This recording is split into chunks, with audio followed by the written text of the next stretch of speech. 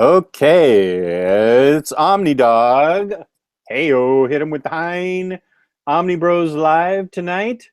We have two guests with me who are actually co-hosts. I'm only hosting this because I started it because these guys were working and I was just sitting on my ass. One of them's not even here yet, but I have Omar with me from Near Mint Condition. Omar, how's it going? Good, sir. Happy to be home. Happy to be doing this. So always a pleasure. Yeah, it sounds like you travel way too much, so I'm glad you're home. Yeah, I'm glad I'm home. My wife and kids are glad I'm home. So happy wife, happy life. Now, wait a sec. I want to look at the YouTube thing. It only shows me. It's not showing me. No. I knew I'd F this up. Wait a minute. But I've got you right here.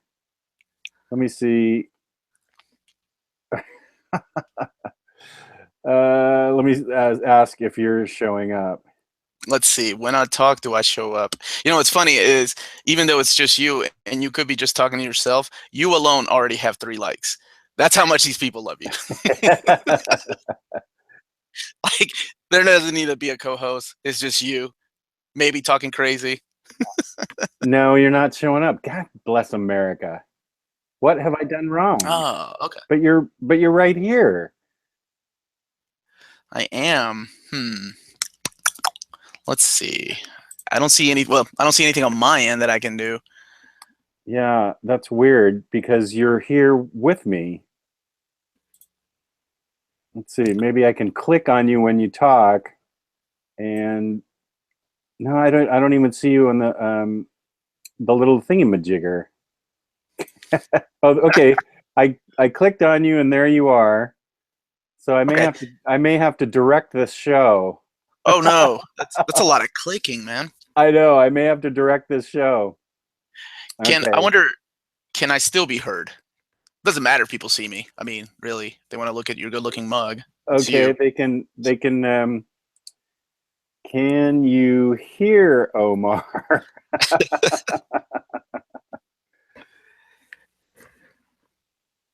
Okay, good question. Yeah, can you hear Omar? All right, Okay. good. If they can hear me, that's fine. They can just see you. You just have to. No, actually, they can see you because I'm switching to you back and forth. Oh man, that's manually. All right. Well. Yeah. All right. Well, I don't actually know what.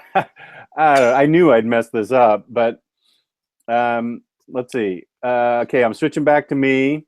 So I knew I'd mess this up. Sorry, I'm just going to do a bunch of manual switching throughout the whole show, and who cares? Maybe it'll get me ready to be a director on the Today Show. I don't know. Let's see. We can talk about. Why don't I talk about? I only have 3 books that I got hauled.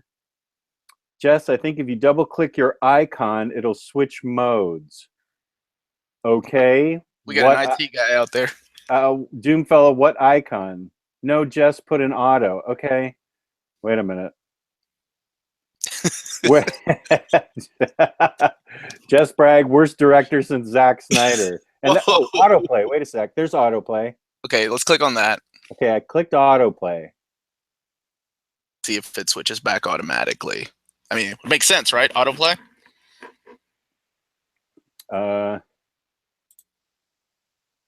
When autoplay is enabled, a suggested video will play out next. That's not what it is. Let's see. Click on icon. What icon? Oh, fuck. I'm so pissed. I'm really pissed. Put it in auto. Let's see. Let me go back to. Let's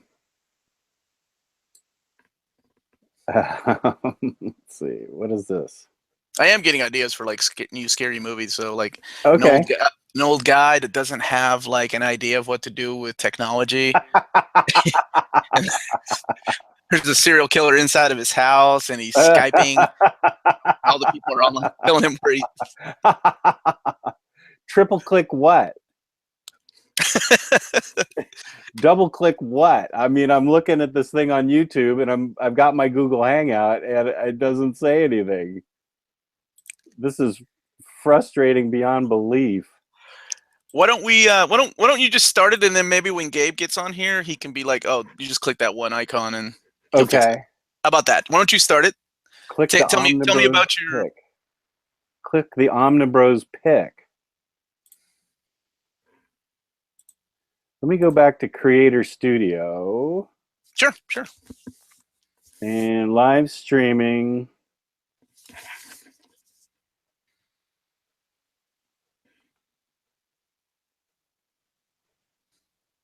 And this says we're not even streaming.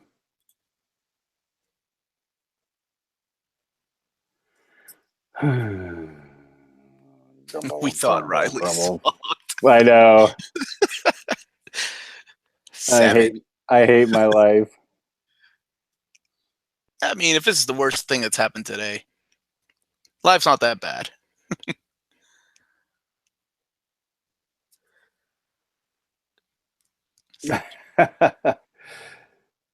Okay. 217 in the Netherlands. Wow, that's a fan right there. So why don't we do this? I'll show you what I've been reading and what I've been hauling, and then I'll switch to Omar, and he can tell you the same thing. How's that sound? That sounds good to me, sir. That sounds good? Okay. So this is my haul, very small haul. Superman Rebirth. Somebody said they want, whenever we show our haul, they want to see insides of it. So here are some insides of it. This is Superman Rebirth, and I'm actually pretty excited. I didn't think I'd be excited about Superman and his son, but the son thing is supposed to be really well done. Oh, wait.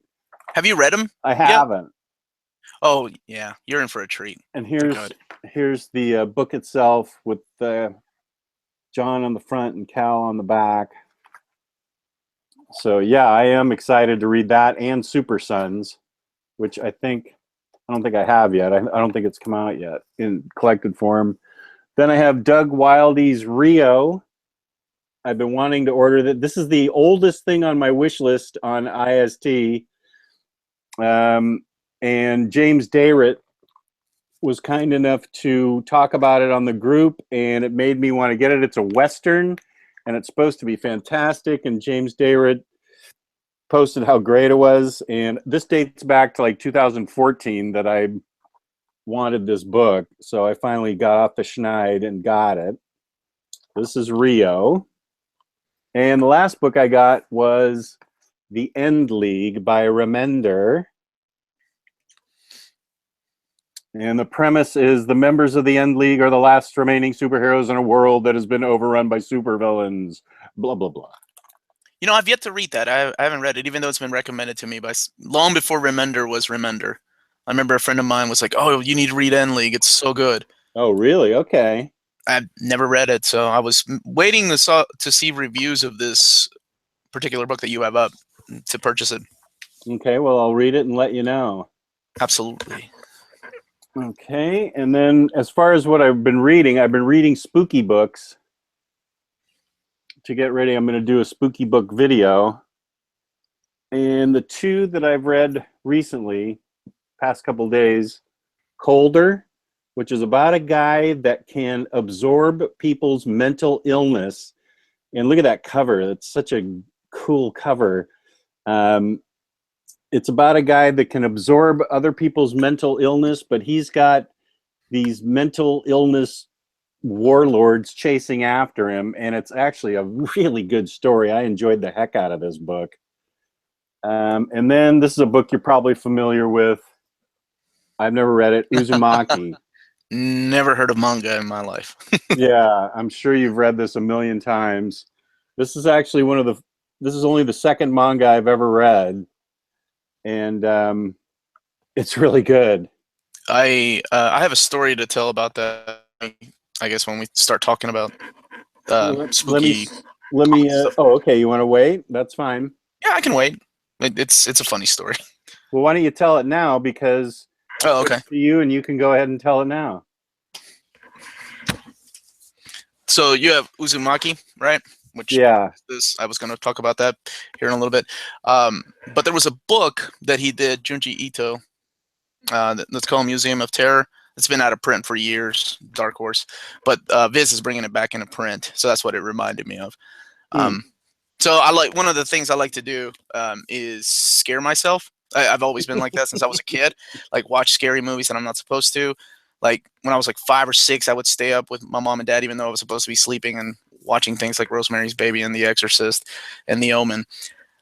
This is the one time that I remember throwing a book because I got freaked out by a certain page. I can't remember. I don't want to spoil it. And fuck this. I'm going to go watch Full House because it scared the shit out of me. I was alone by myself. I wanted to tell that story. All right. So as far as hauls, I also picked up Superman. And since they've already seen the inside, skip that. And then I picked up the Either You Love It or Hate It Ann Nocetti's run on Daredevil. Mm-hmm. This collects some issues of Inferno and things like that. Lots of art by John Romita Jr., who you either love or hate. Seriously, like, her run is either love or hate. There's lots of people that hated her run. I'm actually one of the few people that love it. I think it's great. It was a lot different. Her portrayal of Matt Murdock is what people had issues with, but I don't know. I thought it was okay. And I actually enjoy, like, John Romita Jr. is one of those artists that's hit or miss with me. And I kind of like this style. This is right after he did his Uncanny X-Men run. So a lot of school.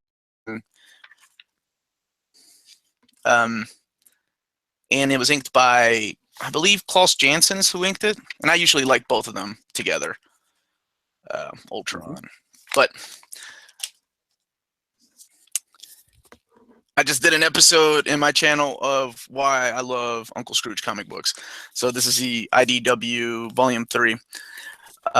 You had to explain to people why you like Uncle Scrooge?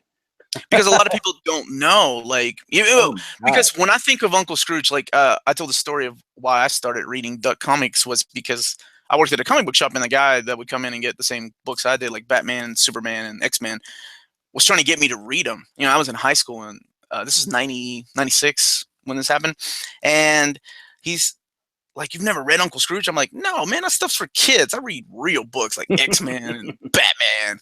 So he let me borrow The Life and Times of Uncle Scrooge, and that's all she wrote, man. Yeah, it's great. I got hooked. I love these books. So this is the new IDW stuff, which is new, but not really. It's new to American audiences because a lot of these books were published over in Europe, where it's a lot more popular. Yeah.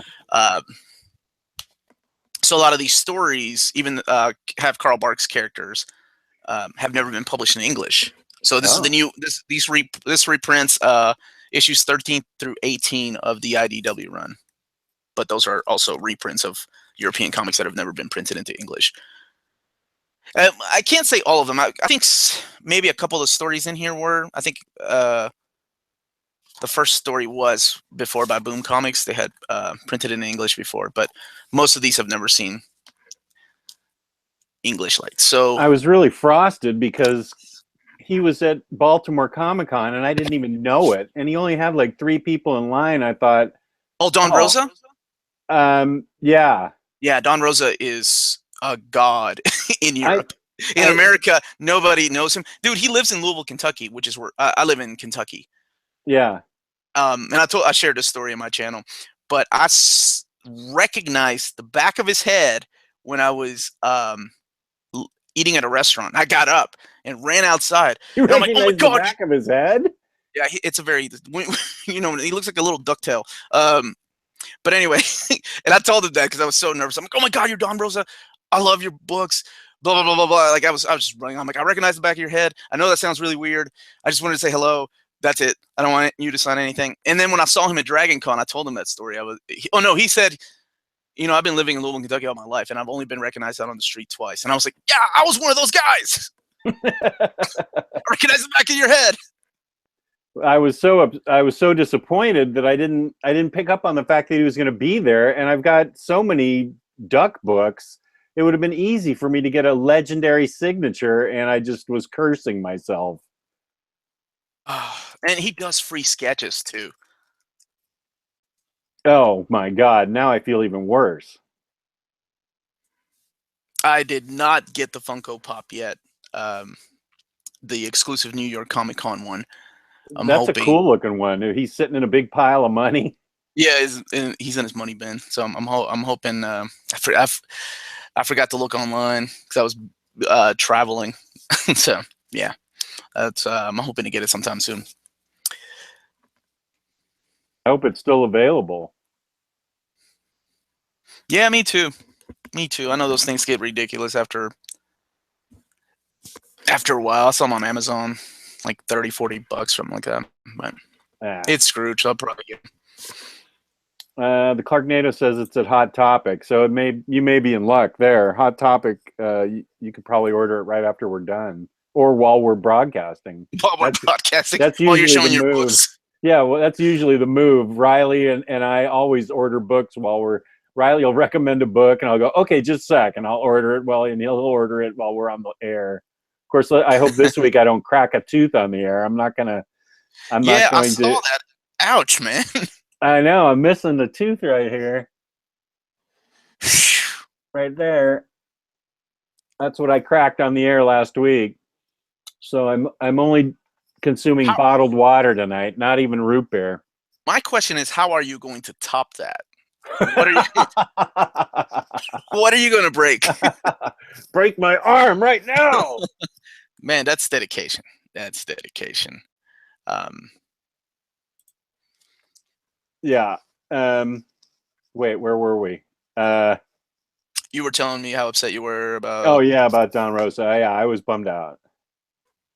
Yeah, I did this. I did the same thing like many years ago. I was at Mid Ohio Con, and Bob Kane was there. Oh And whoa. it was so weird because I was like, it's Bob Kane. You know, I don't really like his art. I was a kid. I was like, I don't like that guy's art style, whatever. Oh, And shit. shortly after, he passed away like a year or two after that, I think. And you know, now as like a grown man, I'm like, what the fuck was I thinking? That's Bob Kane. Even though I'm sure the guy was an asshole, like according to most historians, it's still Bob Kane. Yeah. Um, yeah, that's the one that I kind of uh, goofed up on. Did you were you reading anything this week? Actually, yeah, I was on the plane. I was catching up on One Piece. They're up to Oh, like volume 80, so I was catching up on. I'm on 76. Yeah. good heavens. Oh, dude, these are quick reads. Seriously, these take no time at all, but they're great. I know Riley talks about One Piece, so it's a Yeah, wonderful he manga. loves One Piece. Yeah, it's good. And what else did I read? Uh, Paper Girls. Oh yeah, I, read, Paper Girls is great. I caught up on Paper Girls. My brother got me a huge stack of the comics, and because I was going to get the hardcover, and I read them, and holy shit, I can't wait. And now I'm stuck at like number 16. I'm waiting that now. I have to. Now I'm fiending like y'all got any more than Paper Girls because that's one thing I hate about monthly books is that having to wait. Yeah, At least with trades, I get 6 issues knocked out, and yeah. then having I can't wait to, for the hardcover Paper Girls. I think the yeah, world of that series. good, so good. Toronto, I was reading We Stand Guard, uh, Yeah. which takes place in Canada, and it's got Tim Hortons. So I found it. I was like, oh, I gotta read this. I'm here in Canada. They're talking about my cigarette smoking because I bummed cigarettes from John Wilson at the Baltimore con. I had no idea I you smoked. I've quit 25 times. Oh man, yeah. Right now I'm off them. You know how many more things you could buy if you just stop? I don't think that way though. Yeah. No, I don't think that way at all. Um, so those are just the couple things you've read. Yeah, that's it. Yeah. Any Well, on the plane. pops, action figures, fun things behind your head that you collected this week, or I did get the Negaduck New York Comic Con. No, one of the exclusives. I got Darkwing Duck and Negaduck. They're sitting at the office right now. cool. As far as I did get a box in of the new Transformers, these guys over here, third party ones. It's Megatron, but it's a big deal because it's Megatron as an Autobot. So yeah, I haven't opened that one yet. But that's about it. How about you? What else? I know you collect Yeah, I got the. Funko Pops. I didn't get any. I haven't purchased any Pops recently, but I got the Walgreens exclusive Human Torch, Johnny Storm, Human Torch. Where is Okay. that? Let me see where that is. I think I can go get it. Just a sec. Dang it. I was hoping you'd talk about it so I could order the Scrooge Pop figure. Yeah, Naked Duck, man. Where are you, Gabe? Aren't you supposed to be on here?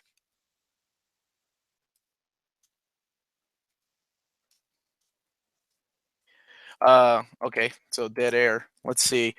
So yeah, I also collect Transformers. There he is. Now you don't have to look at my silly Transformers collection. Okay. Let's see. Here's what Johnny Storm looks like. He's got flames. He's got fists, and he's a cool color with a flaming head. So yeah, this is probably in reality my last Legends figure because I just don't have room anymore. I don't have room for Pops or Legends figures, although I did buy today.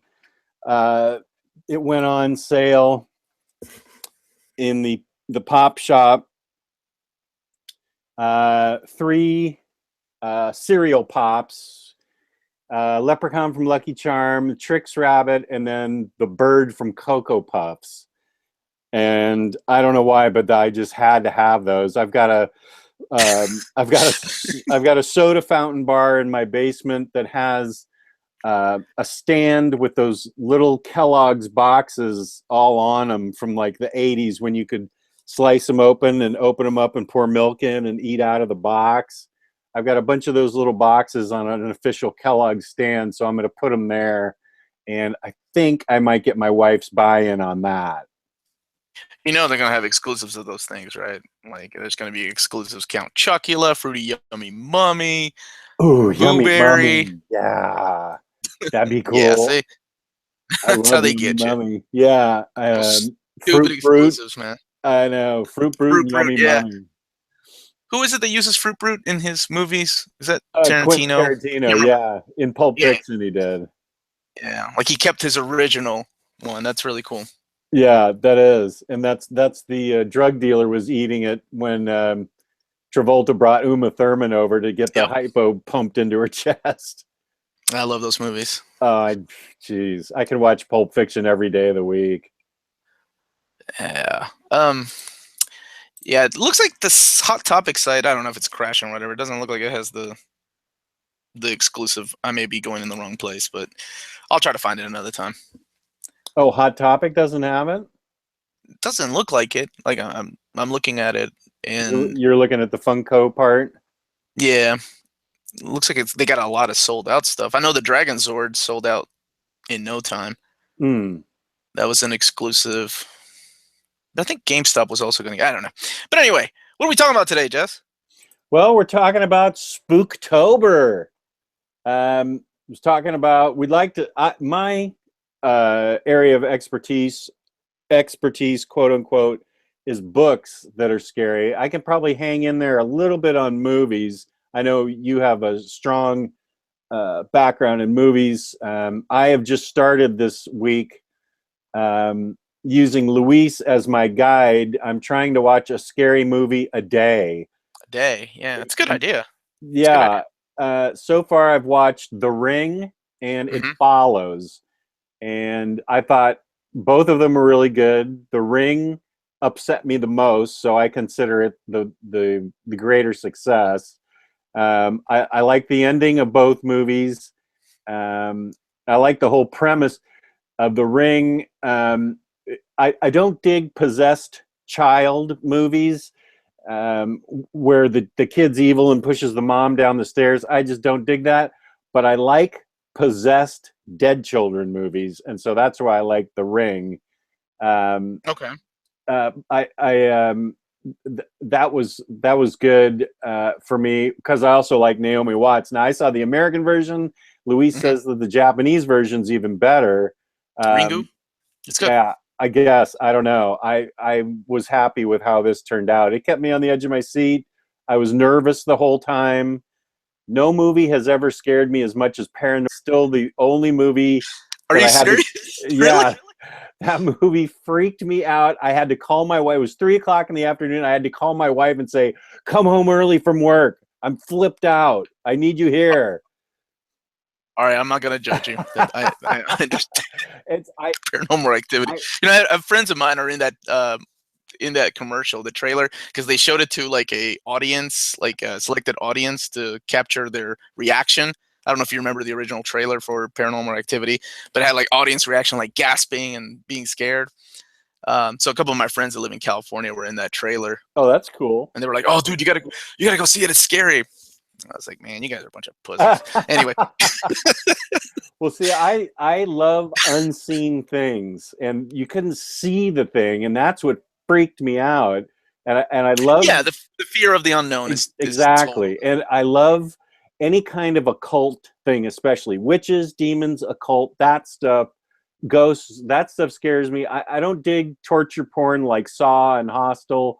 I don't really necessarily like bloody things, but I like things that you can't see that are freaking people out, like a good ghost story. Or that's why Paranormal Activity freaked me out, because you couldn't see anything, and that Ouija board that had the pentagram burnt in it, and they couldn't even figure it out. It really just got me. Okay.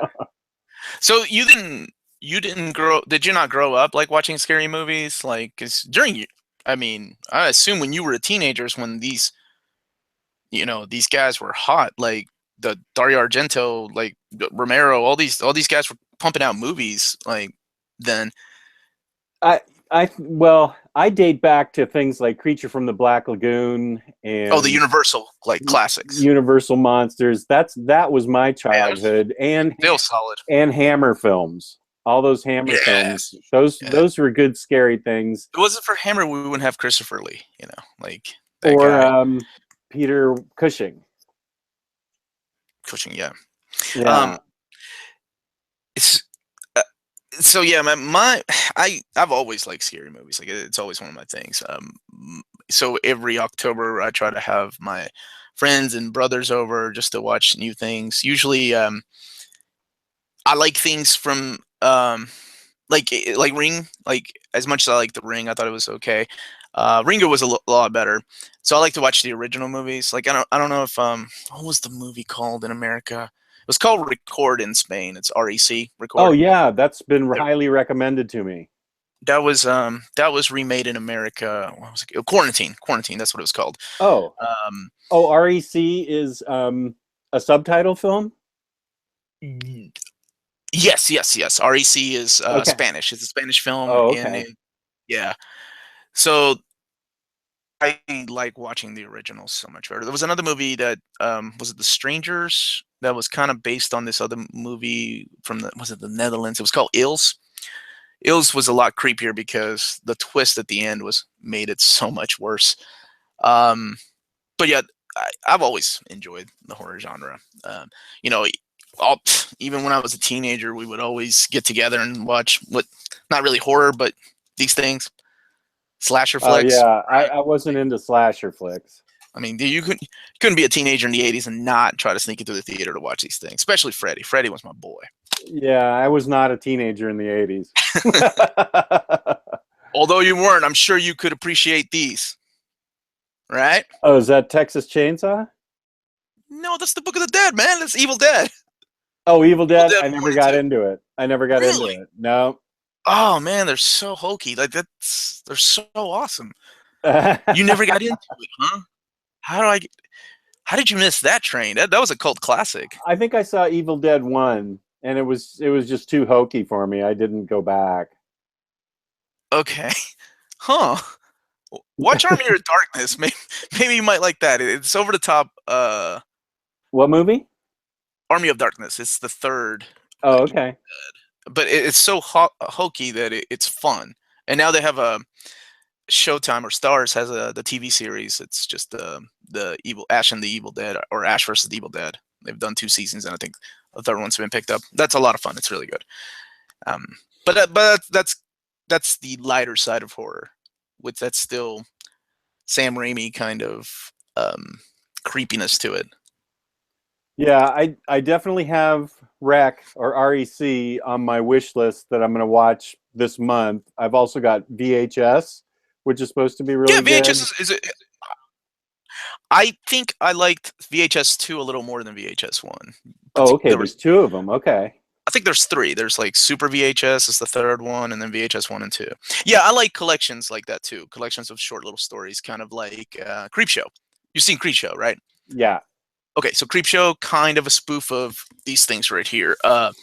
Tales from the Crypt, right? 3 or 4 little stories in each movie. Yeah, I did like those. Yeah, so they're kind of like a spoof of these things with the Crypt Keeper and things like that. Creepshow were some of my favorites. I mean, golly, man, you put King and Romero together. Yeah. It didn't get better than that, at least back in the day. I think there was a Creepshow 3 and 4 that I've stayed away from. I think they were made for DVD, straight to DVD. So, yeah, I'm good. I'll just stick to. I'll tell you what movies I like that they didn't freak me out, but they had me on the edge of my seat. Was the Grindhouse? Oh yeah, homage that Tarantino and was it Del Toro? Robert Rodriguez. Rodriguez. I always get them mixed up. I love those 2 movies. Yeah, they're great. Or the one, yeah, I thought those were great. Planet Terror was a lot of fun. That was awesome. That was so much fun, like just over the top silliness. And was that the one where she had the machine gun for her leg? Yes. Yeah. Death Proof was the one that Tarantino did, and that kind of brought what's his name, Kirk Russell back into the big screen. It was good to see him again because he was in the in the back of the spotlight for a long time. I don't know why, but yeah. Now he's playing a Celestial in the latest Guardians. Yeah.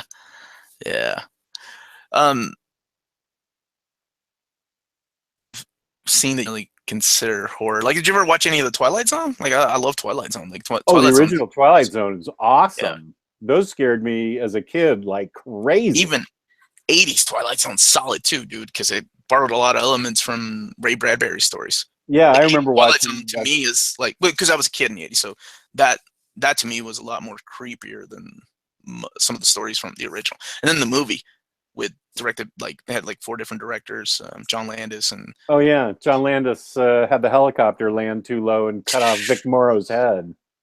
Yeah, I think everybody remember that. If you were alive at the time, that was a big thing. Yeah. Sad. Not just him, but those 2 kids, those 2 little kids that were with him. It was a sad thing. But yeah, those Twilight Zones, man. Tales from the Dark Side. And what was the other one? Ray Bradbury Theater were good, and then The Outer Limits, like that. Wait, Dave K. Yes, Rob, I said that earlier. Jess would love that movie. What movie are we talking about? Yes, Black Mirror is awesome. John Wilson. Oh yeah, The Witch. I've got The Witch on my wish list too. I'm good. I want to get scared by a that's a good one. Cabin in the Woods. That's one that Luis recommended. Oh, you haven't seen that yet? No. Oh, it's so good. It's like everything that you love about horror movies kind of put together. It's fun. It's Whedon, and I can't remember his the showrunner for what is his name? Drew Goddard, maybe, was that him? But anyways, Tucker and Dale versus Evil. Yeah. What's that movie? I've never even heard of that movie. It's got Wash. Oh, you haven't seen it? That one's fun too.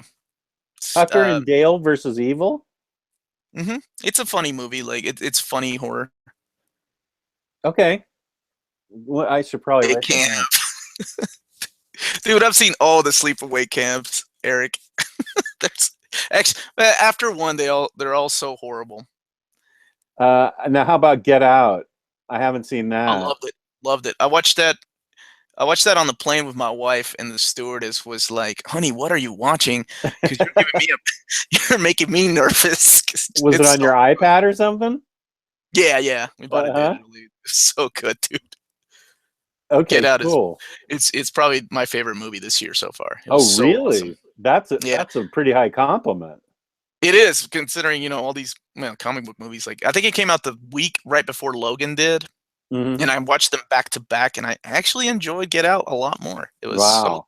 It was so good, so well made, and it's done by oh, is it Peel? I The think the Peel, guy. yeah, Peel. Yeah, yeah. It reminds me of the stuff that I like from '80s horror movies, or not scary jump out like horror movies, but the psychological like aspect of it. I think that's what I enjoyed about it, and the way it was shot was very '80s.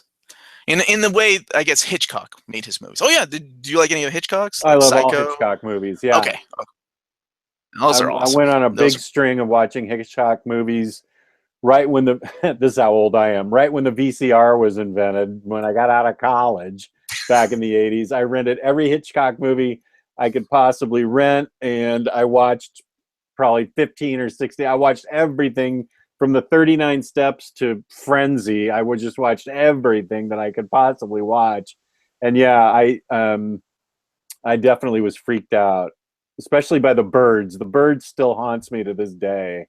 man, the things that he put his actors or his actresses through. That guy was an amazing director. He was a straight up dick. Yeah, that's what I heard. And we I have Gabe Infinity Watch who's here. There he is. What's going on, guys? Yo, yo, yo. Gabe, What's up, man? can What up, bitches? How has I'm still wondering how Jess hasn't seen some of these movies, man. How did he miss this? You must have Which been movie? busy reading comic books, man. That was it. Busy reading comic I books. was busy reading, yeah. He was busy doing drugs in the 70s and 80s. Snorting coke off of hookers' asses. That's what you were too busy doing. That is actually pretty close to the truth. It wasn't their asses. And I'm not denying that I've stopped either. Gabe, I can't get this YouTube show to switch when we're talking. I have to do it manually. Do you know how to fix that at all? No. You were the one saved. I haven't been the host. It's a host option where it searches when we talk. I see Omar when he talks, and you. Well, that's because I'm switching He's manually. manually switching it, dude. Yeah. Oh man, they can hear us. It's like a stick shift. Is it a Hangout thing or a YouTube thing? It's a YouTube thing. Okay, I'm on YouTube. Let me think. Let me see if I can go while you're here. Let me just go to the page. My channel. No, my channel or Creator Studio. No, I'm sorry. It's a Hangout thing. It should be. Oh, it's a Hangout thing. Yeah.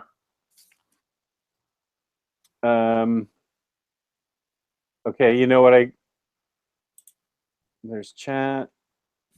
There's screen share. No, screen share is not what I want. Well, what are you doing to make it switch back and forth? There should be an option, I would think, in there that says. I'm just clicking on the little pictures of us.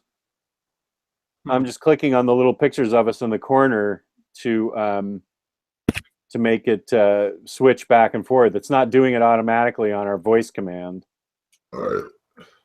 I missed that one. Sorry. Old guys and their electronic gizmos. Yeah. Can we rename that episode? Omar's going to do a movie about some old guy trapped in his house and he can't get out because he can't use the technology. Yeah, the only way to get out is to get a Skype call to happen correctly. Right, and everybody's chatting like, "Look behind you, man." He's like, "What? What are you guys talking about?" Yeah. I think that was one of the VHS. Was it VHS? One of the short stories was about a girl having a Skype meeting with her boyfriend, and things start happening in the background. VHS. Jess, do you see a blue box around your image? A blue box around my image? No. Damn it. Cameraman, broadcast settings, video, blah, blah, blah. No, I knew I was going to screw it up somehow, and this is the way I screwed it up. It's all good. So we just can't talk over each other. It never happened. It says double click your pick, Jess. I just double clicked my pick and it made the screen. Uh-oh. It screwed it up.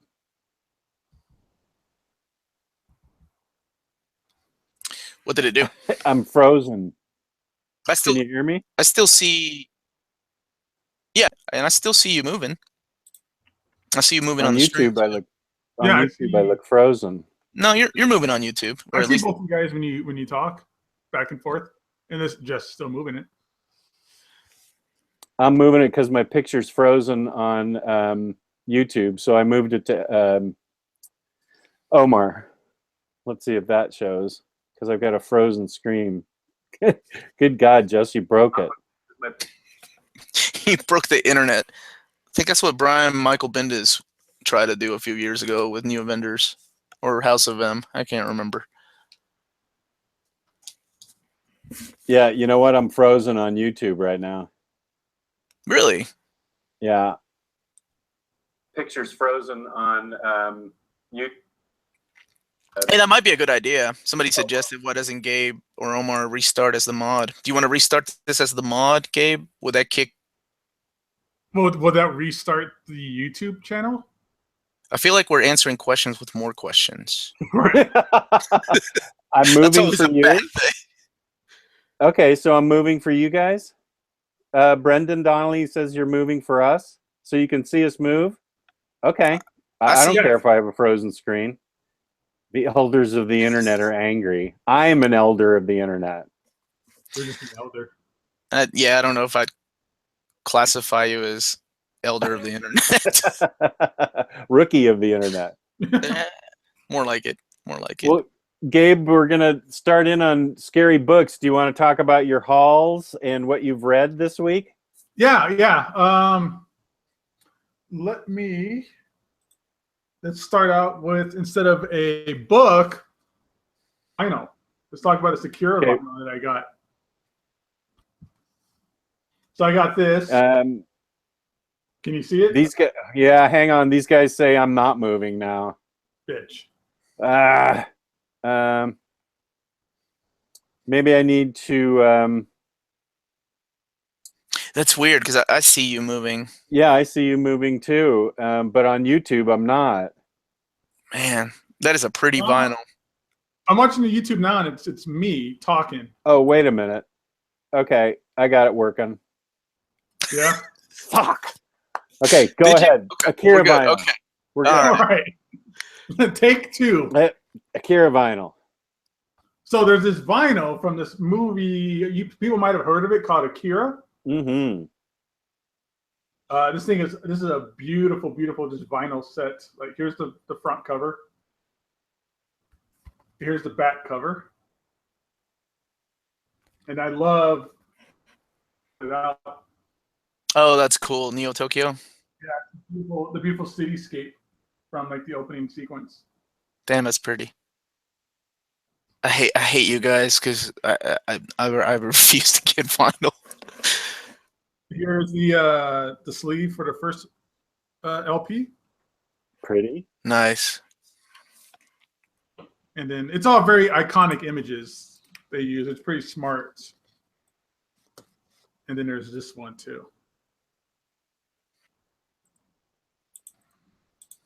Oh yeah. And it's a really nice, kind of like a clear. Ooh. Oh, that's cool. That is very cool. And it's a double, of course, it's a double vinyl. So you got all kinds of great stuff on there. Something else is in here. Something just fell out. I didn't know it was in here before. What is this? It's probably your download card. Yeah. Man, that's really, they do that. Yeah, they download it so you can listen to the MP3s. Yeah, it's definitely, that's what it is, a download card.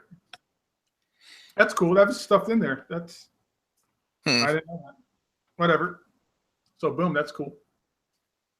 Yeah, well, you better, now that you've showed the, people are going to freeze on that and download it now, so you better download it in 2 seconds. No, the code's on the back. Oh, all right. Code's back here.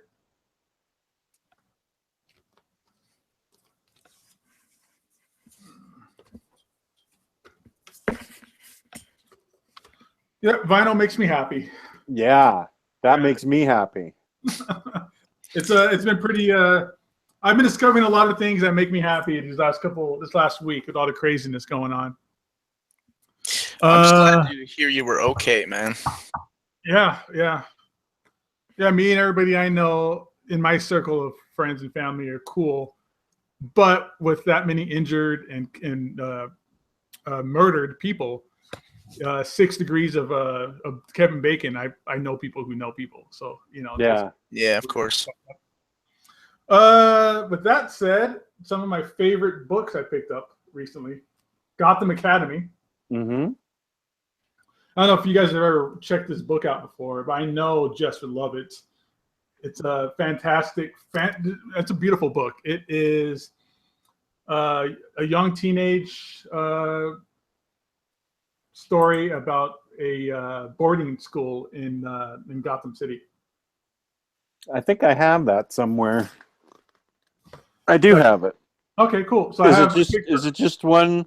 It's just one version? No, I got 3, and the 4th one coming out in March.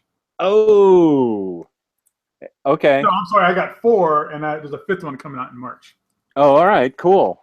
So I got volume 1, volume 2,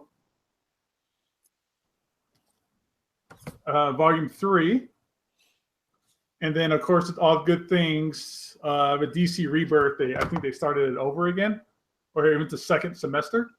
And so that's volume 1 of season 2, I guess, or whatever. Gotham Academy sucks. I love this book. I'm actually in talk with one of the artists because I want to get a page of art from him. Oh, nice. Cool. So that started during the New 52, didn't it? I've been wanting to pick it up, but I was hoping they would do a collection of it because it's kind of a hit amongst people. Yeah, it's like the people that read it love it. It's really off the radar. Like, I don't know anybody else who really reads it, but it's gone on for like 40 issues, I want to say, something like that, which is a pretty big achievement for comics right now. Yeah. Anything past 24, I think, is good. Yeah. It came out, I think it was like the 3rd wave of the New 52, like when he did like Gotham Manor and stuff like that. Who's the creative team on it, or who's the writer? Becky Cloonan, Brendan Fletcher. Becky Cloonan. That name sounds familiar.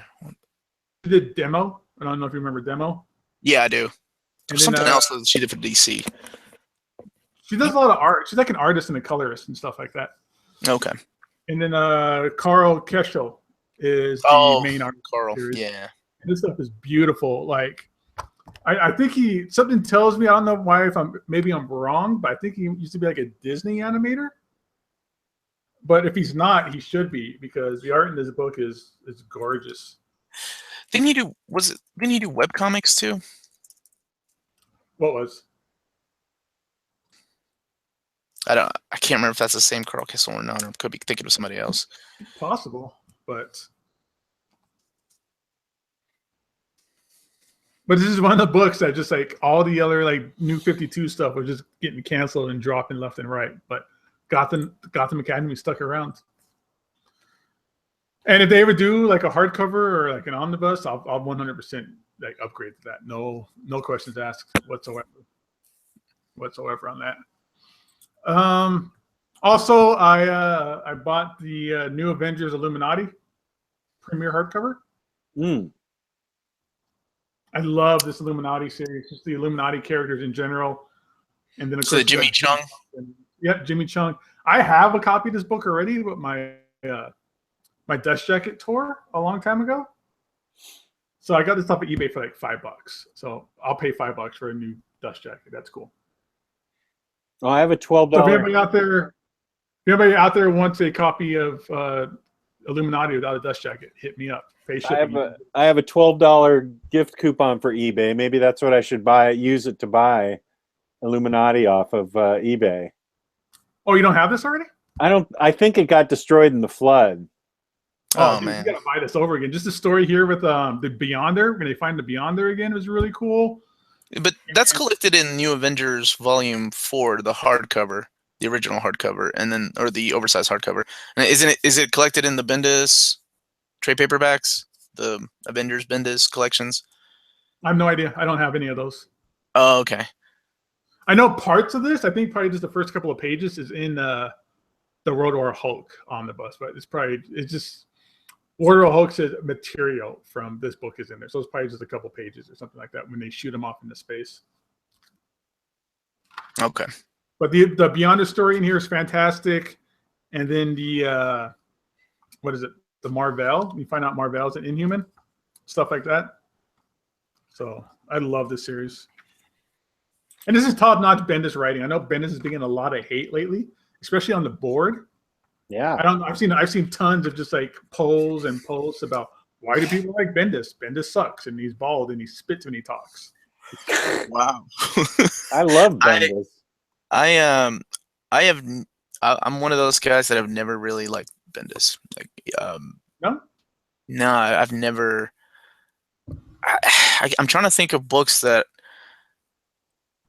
maybe I liked the original Secret War that led up to New Avengers. Thought that was pretty good. His Daredevil run was pretty good. But I'm not one of these guys that was like, oh man, you got to read Powers, it's amazing, or you got to read his Daredevil run, or his New Avengers is awesome. I don't know. His writing style never really clicked with me.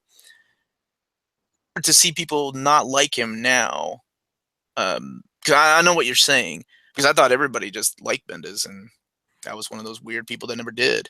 It's almost like Bendis is almost like John Byrne, where everybody loved John Byrne during John Byrne's time, but now anybody outside of that time just thinks John Byrne's an asshole. Yeah, well, he did that to himself, though. That guy, like Byrne, just he's kind of a jerk. That's true, but he's also, I mean, that's all. Yeah, I guess might be the original comics bad boy or whatever, but yeah. No, I still love Byrne's artwork. You put Byrne and Terry Austin together in something, man. That's a team. I love that stuff. I mean, Bendis during the late 90s, early 2000s, his Ultimate Spider-Man's untouchable. His Powers is untouchable. I know you said you only kind of liked his Daredevil, but I think that stuff's untouchable too. I love his stuff. Love it, love it, love it. And this is a great book. This is where one of my favorite stories in here too is Reed Richards gets corrupted by the Infinity Gauntlet, and they split up the gems amongst the members of the Illuminati. Yeah. So, a lot of stuff just kind of spun out of here. Like the whole thing with Elektra being a Skrull spun out of this. So this is the kind of a key linchpin moment of the Marvel Universe is in this book right here. It's completely under the radar. Another under the radar book. I don't hear anybody really talk about it, but I love it. Awesome. And that's all I bought, and that's kind of all what I've been reading. I need to read a lot more because I'm definitely buying more than I can read, especially with my most recent in-stock trades order. Yeah, we're all in that boat. Spoiler alert, next week our hauls are going to be Simonson Thor, what's the other Thor? Thor Heroes Return or Reborn. World War Hulk. That's World War Hulk, yeah. Muppet Babies Omnibus? Nobody? Muppet Babies. Did you get that for your kids? No, but I honestly, I almost bought the Muppets Omnibus because people were telling me that that's really good. It's almost like Carl Barks' Uncle Scrooge good. I haven't read it myself, but that's just what I've heard. And it almost, because I've seen it on sale several times at shows, like it's $30, and I'm like, oh man, that's cheap enough, but it's Muppets. I don't know. But I felt the same way about Uncle Scrooge until I dove in and read them. Then I'm like, holy shit, why was I not reading this before? So yeah, I'm glad I missed that talk about Scrooge because I keep fighting myself from buying all that stuff. It looks great. I keep hearing great things. It's good, man. It's good. And then at the comic book store I work at, the owner has a buttload of like Carl Barks like limited prints and stuff like that. It's really kind of Oh yeah, Lot. yeah. Those are when he started painting after he's retired. His stuff was just beautiful. Oh, dude, yeah, that's what they are. I think they're prints of his paintings. They're all signed. Yeah. They're just absolutely gorgeous, gorgeous pieces of work. And then DuckTales is back on. It's back on the Disney Channel, and that's a really man. So. But yeah, that's kind of it. So we were talking a little bit about horror movies. Jess had seen. Did you like It Follows, Jess? I did, yeah. I liked that movie because it reminded me of a lot how I felt about Dario Argento's Suspiria, like where you almost have like the camera's playing another character. Mm. The characters, it gives you that kind of creepy vibe. I liked It Follows. I thought that was a good one. What movies were you surprised that Jess hasn't seen? Because you should. Everything. No, Everything he's ever made. Right. No. He's done all the Hitchcock, which is awesome. Good for him. No, I'm just surprised he missed some of the stuff. Like, I guess growing up, because he said he just now started watching. He started to watch one a day of horror movies. Like he watched The Ring. We talked about that. That's a good movie. I was a theater man. I was a manager of a movie theater when that came out. I remember doing like the day before the movies would come out. This is back in the day when movies were on film. Still, you had to like load the cameras and stuff like that. And we would always test the movies and make sure they weren't scratched up and stuff like that. But I guess I was surprised he didn't like Evil Dead, or he didn't jump in on Evil Dead, because I was showing him the Necronomicons that I have. Yeah, and I didn't recognize them. Oh, those are cool. The new Showtime series is pretty sweet. Yeah, Ash versus the Evil Dead. Love that. Yeah, we were talking about that. So I told him maybe to watch Army of Darkness because it's hokey, but it's really good hokey. Because I think those movies are fun. The first one's kind of your low budget horror film, and then it gets kind of hokey and fun after that. Especially with the second one, which is really the exact same plot of the first one. It was like they remade it because they got an extra $20 and they remade it again. Yeah, but they're so good. They're classic. I love Sam Raimi's Evil Dead series. They're awesome. I like Darkman. Didn't Sam Raimi do that? He did. Mm-hmm. Yeah, I did like Darkman. I think he did. Didn't he do all three of them? There were 3 Darkman? Yes. I only saw the first one. You only saw the first one. Okay. I don't think Liam Neeson was in the rest of them. He was just in the very first one. Well, the other ones were direct-to-movie sequels or direct-to-DVD. Direct-to-video. Yeah, they were. But I could have sworn that he did those. No, part 2 was someone named Bradford May. Whoever that is. I don't know. The if only I had the internet in front of me and I could double check. But I thought Raimi had directed 3 of them. Nope, the other 2 were done by whoever Bradford May is. So I was telling Jess, like, I like to watch the original movies sometimes, that like when they're remade in America. Like I told him what I really enjoyed REC, which is a Spanish film. They remade it and it was called Quarantine here in America. But I think that was one of the best ones. One of my favorite ones. It's a UK film. It's The Descent. Oh, that's good. By Neil Marshall. I love that movie. That guy can take a small budget. He directed some of the best episodes of Game of Thrones because he's known for taking a small budget and make it look like a big budget movie. Okay, The Descent. I'll watch that. That one's good. It's about cave diving. These group of girls go cave diving, I think somewhere in like Virginia. And they run into things that they should not run into. It's a good. In the cave. It's a good movie. I really like that one. There's a question. Have I seen The Crow? I saw The Crow back when it was released in theaters, and I loved it. That's a good movie. It's not very scary or Halloween-ish. It's not scary, but I thought it was great. I think just the themes of that movie is really good for this time of year. Yeah, it's good. Man, somebody brought up Mulholland Drive. You know, that one was kind of freaky because Lynch has the ability to freak you out with sounds, right? Like, have you guys ever seen Eraserhead? Like, Eraserhead... Yeah, a long time ago. So it's still, like, Eraserhead isn't really a scary movie, but just the sound effects are so creepy, especially with that baby alien creature and the music. I mean, he's a master at that. I love that stuff about him. He did the same thing with Twin Peaks. Ooh, is Woman in Black good with Harry Potter in it? I haven't seen that one. Rob McClay is saying Woman in Black. I know it looks scary because it looks scary to me. And I like Devil's Backbone. That was a great movie. Oh, that's Guillermo del Toro. Yeah. Right. You're talking about. And you seen Pan's Labyrinth, right? Yeah, Yeah. I like that too. Beautiful movies. Yeah, I like both those. I both. especially really, really love Devil's Backbone. That's the kind of movie that scares me. I got scared during that. Dead children. Yeah, dead children freak me out. Dude, I mean, yeah, ever since having kids, and mine are still very young, like I saw Mother in the theater about a week or so ago, and that movie fucked me up. I can't see like kids dying and getting tortured and shit like that. It fucks. Oh, you talking about It? The remake? No, it messed me up too a little bit, just because it was like a whole brothers thing, and I got two sons. But Mother, the movie Mother with what's her face? Love that movie. Oh, That's Jennifer the guy. Lawrence? Jennifer That's Lawrence. the guy. Oh, was that good? That's Aronofsky, wasn't it?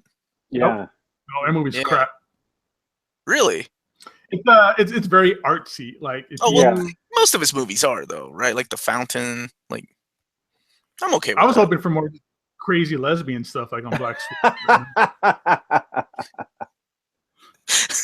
I could deal with a Requiem for a Dream and people shooting up, heroin into their dead veins and stuff like that. That was hot.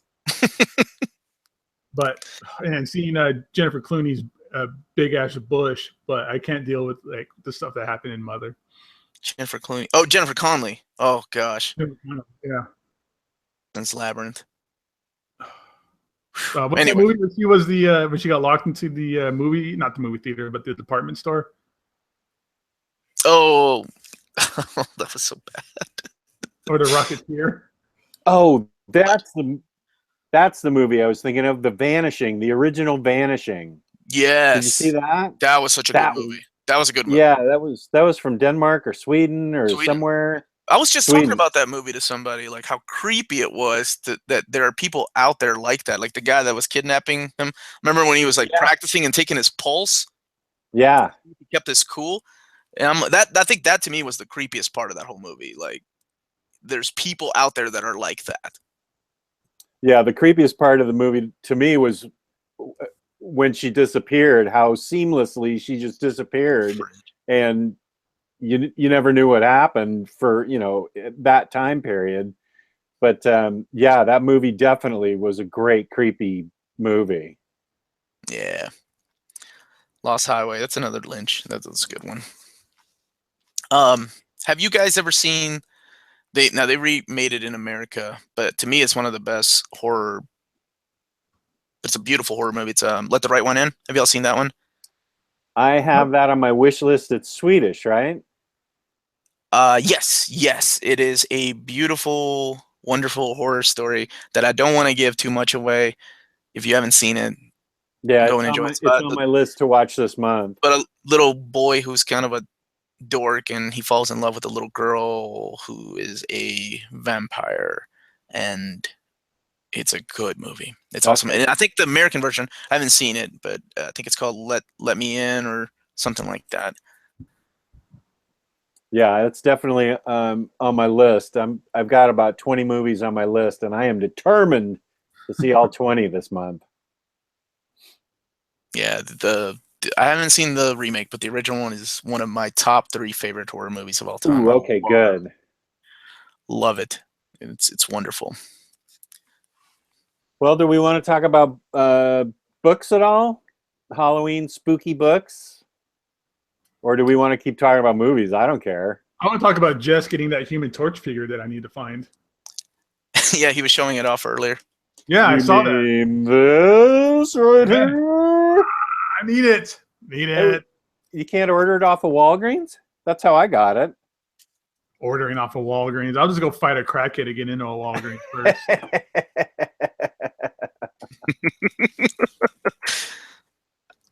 Yeah, no, I can't be bothered to go to Walgreens anymore. That's how I got. Oh no, you sent me Sue Storm in the empty box. That was classic. That's right.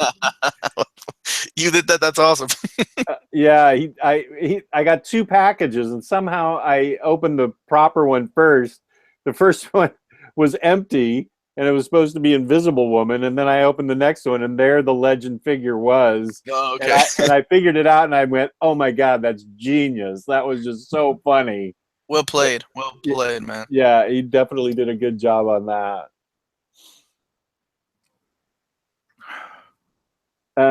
Well, I'll start this off for scary books. Since I'm reading these 2, Omar and I already talked about it, but I'm reading it right now, Uzumaki, where this town, it sounds weird, but this town gets infested by spirals, and it sounds like it's not a big deal, spirals to get, but the way it's drawn and is so disturbing, and what happens in it. This book is, I like it because it really reaches into me and bothers me. It just, everything in it is super disturbing, and it's so well drawn and so well written that I highly recommend Uzumaki. It is a manga, so it does take some getting used to. Even the panels are read differently, so it did take my brain a little bit of time to adjust to it. But I can see why this gets so many accolades. It's genuinely disturbing. It didn't scare me as much as it really disturbed me. And then another book I was talking to Omar about that I read was Colder, about a guy that, yeah, isn't that crazy? In the foreword, the guy says that when he's at cons, kids come up and look at the cover and try and stick their fingers up in their mouth trying to get to their eye. That doesn't sound like a good idea at all. No, but it's very well done. It's about a guy that can absorb other people's madness, but he's got these 2 other sort of kingpins of madness that are supernatural that are after him. He goes around curing mental illness, but as he does, he gets colder and colder to the point where he's almost frozen, and that's where you get the title Colder, because his body temperature impossibly drops. And a woman falls in love with him, and it's really well done with a really good ending. I love the ending. The ending was not something I expected. It is pretty grisly. It's a grisly book, I'll say that, as you can see from these pictures.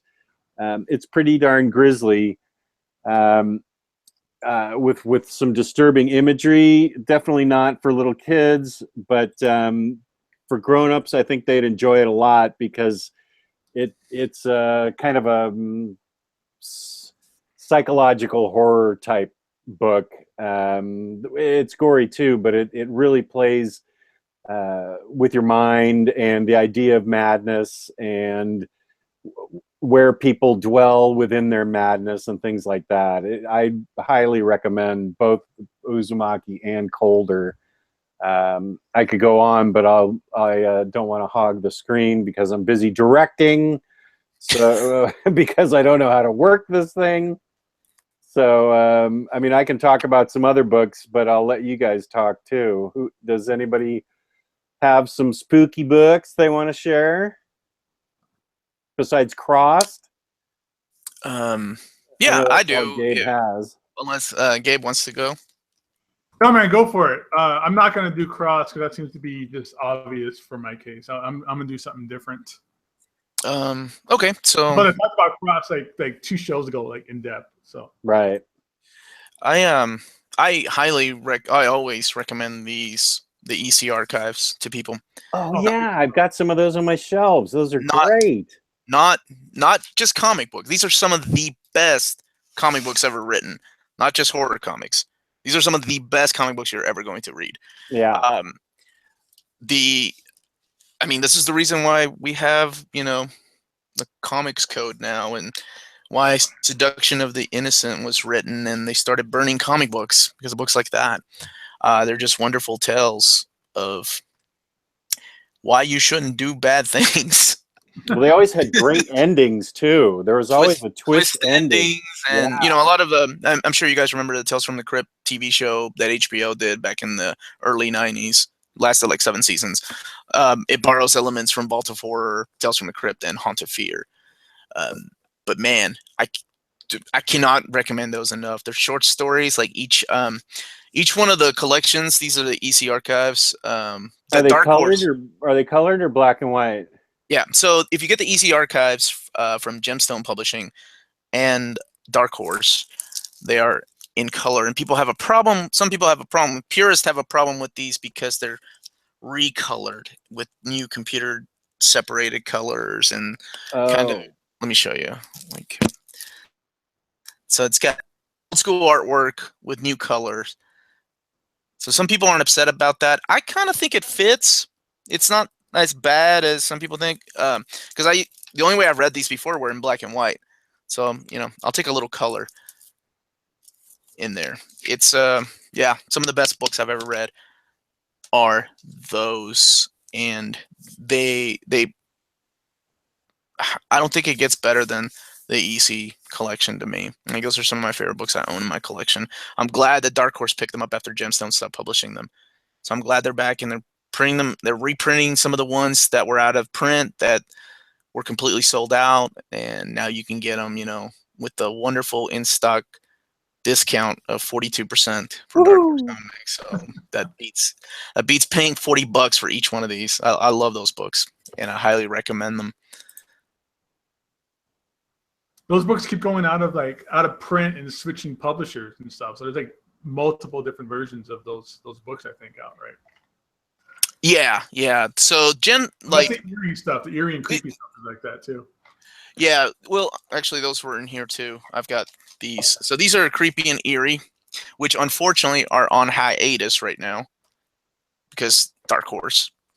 Right. Who knows when we've got. I think we only need like 5 more volumes of creepy and 4 more volumes of eerie magazine.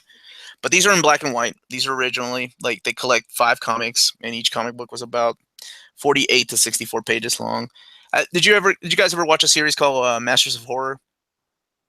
No, but I remember reading Creepy and Eerie on the newsstands along with Vampirella as a teenager. Yeah, so Vampirella kind of spun off of these too, but Dark Horse doesn't own the rights to Vampirella. I think it's Dynamite that publishes the Vampirella archives. But yeah, they're all in black and white. So yeah, Masters of Horror was an awesome series where they took like awesome directors like Landis and Dario Argento and all these guys that were some of my favorite directors of horror movies, and they gave each one an episode to direct. So I believe Dario Argento did an episode called Jennifer, which was first published by Bruce Jones, who later went on to write Hulk in Creepy magazine. It's called Masters of Horror? Yeah, it lasted 2 seasons, and then there was a 3rd season called Fear Itself, but it was broadcasted on NBC, so it didn't show the titties and blood and guts. Where can I find it now? Masters of Horror. I don't know if maybe Showtime's or Starz streaming service offers it. I own the DVDs, so because they came in cool little complete collections. Like the first season of Masters of Horror is a mausoleum. The 2nd season is a skull. And then I could get them, but they're cool. Yeah. Yeah, a lot of Bernie Wrightson in here in the old Creepy magazines. Yeah. Guy was a wonderful artist. But yeah, those are ones I highly recommend. And we've already talked about some of the manga. There was other stuff in my collection as far as horror comics, like Crawl Space. That one was Rick Remender collection. They look like the size of an omnibus. It's upstairs. But yeah, I have it. That one's hit or miss. Do you? Yeah. Pull that sucker out. Yeah, it's pretty big. Yeah. Have you read it? I have, yeah. I reread. That's how big it is compared to Colder, which is standard size. It's like a size of an absolute. Now that one to me was hit or miss. Like some of the stories were good, and the other ones were okay. I really like the zombie porn story. The XXX. But it never finished. you know, he never finished it. So I was kind of disappointed about that. But I thought it was a good story. I thought it was a good idea, and I would have loved to keep reading more. But Triple never. X Zombies. Yeah, Yeah, that's what it. this is from. I thought it was a great idea. Love it. Love that idea. Yeah, I Trying liked Night Mary. Yeah, I like where that one. She could go into people's dreams. This was good. This is from Crawl Space. And the book is cheap too. It's not that. Yeah, for what you get, it is really cool. But I liked how I keep calling it Bloody Mary. Night Mary. I liked how it ended. Yes. I liked it had a good ending that stuck with me. So yeah, I really liked that story.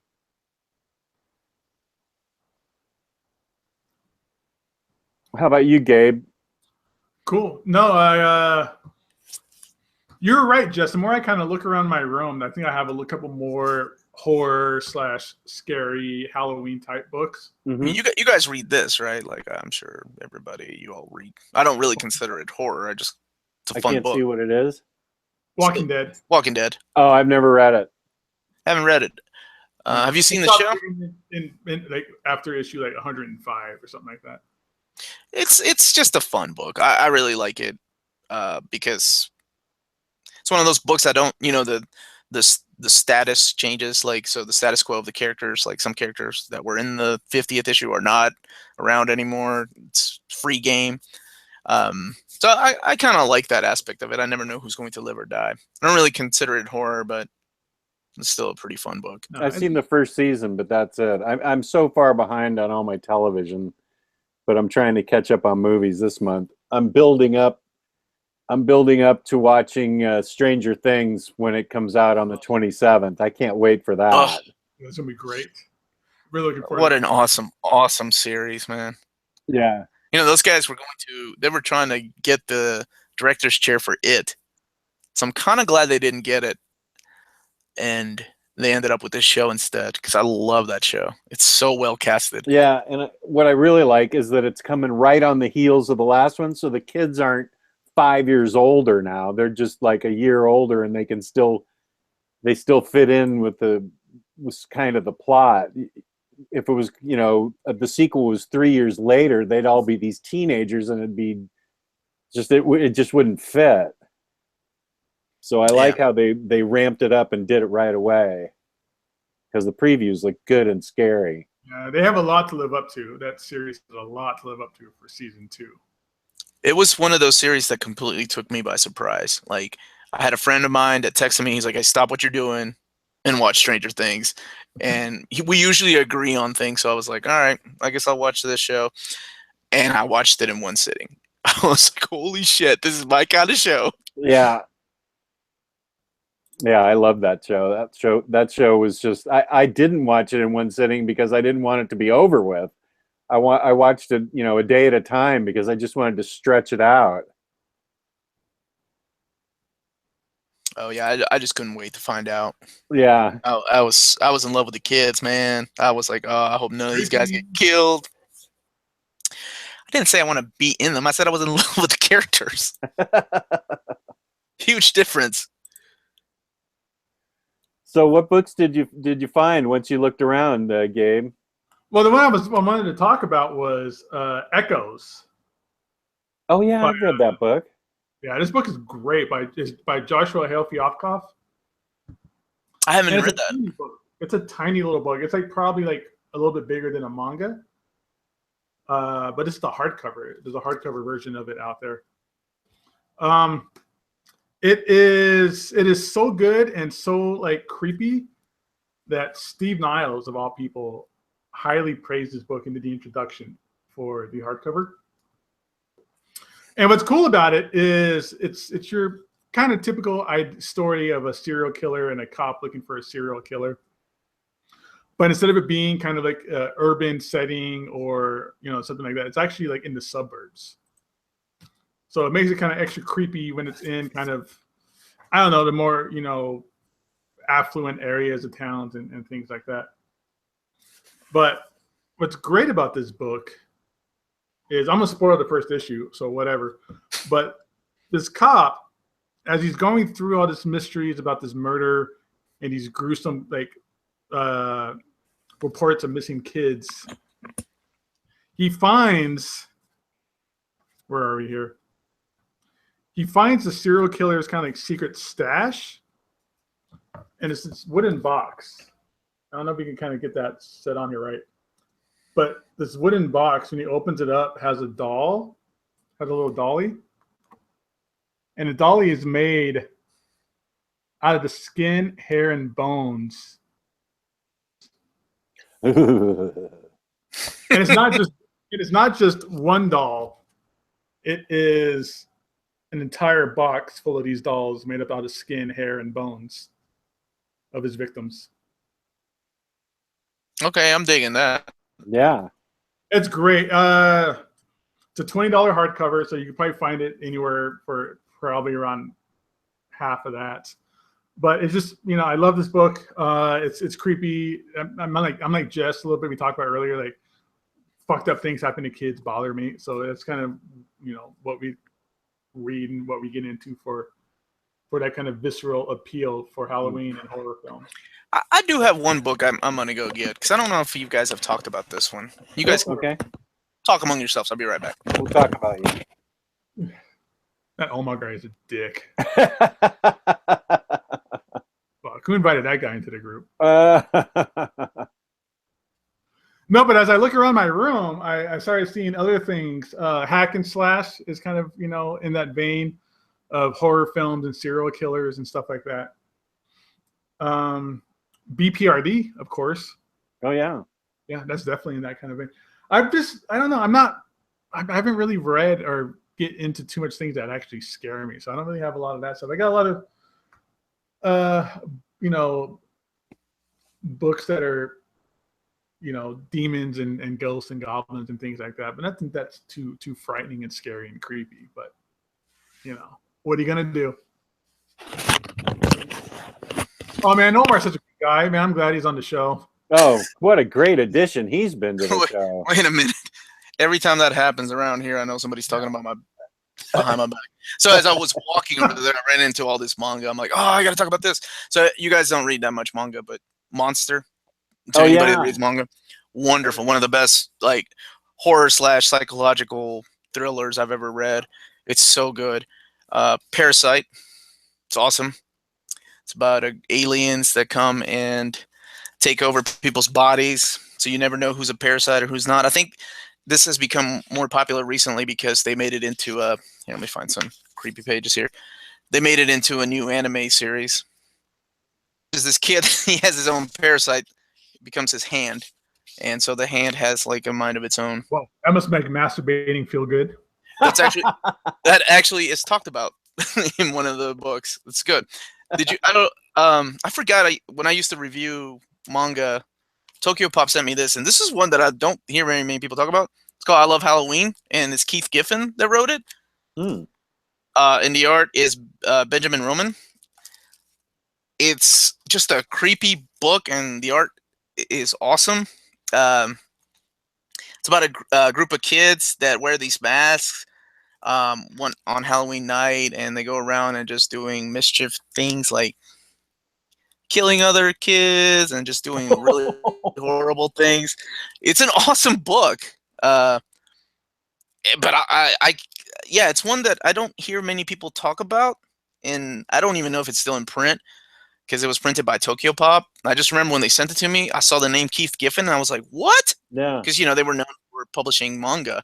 But every once in a while, they would do original manga. But yeah, I really love the artwork in this. It's one of my favorite books I got to review. It was an awesome, I was pleasantly surprised when I read this because I wasn't expecting it to be this good. Are any of these books scary? Like, do you have to go, oh, I put it down for a little bit? I was telling Jess the only book I've ever done that with was this collection by Junji Ito, the guy that did the Uzumaki book. And it's coming back into print. Viz is printing it, but they're called Tomy. It's volume 2, I think. But anyway, Cimetière. Yeah, I was reading this, and I got to a certain page. I have Tomy. Is that Right. That's this girl right here. Yeah, that's that. Oh, is that But- Museum of Terror is now Tomy?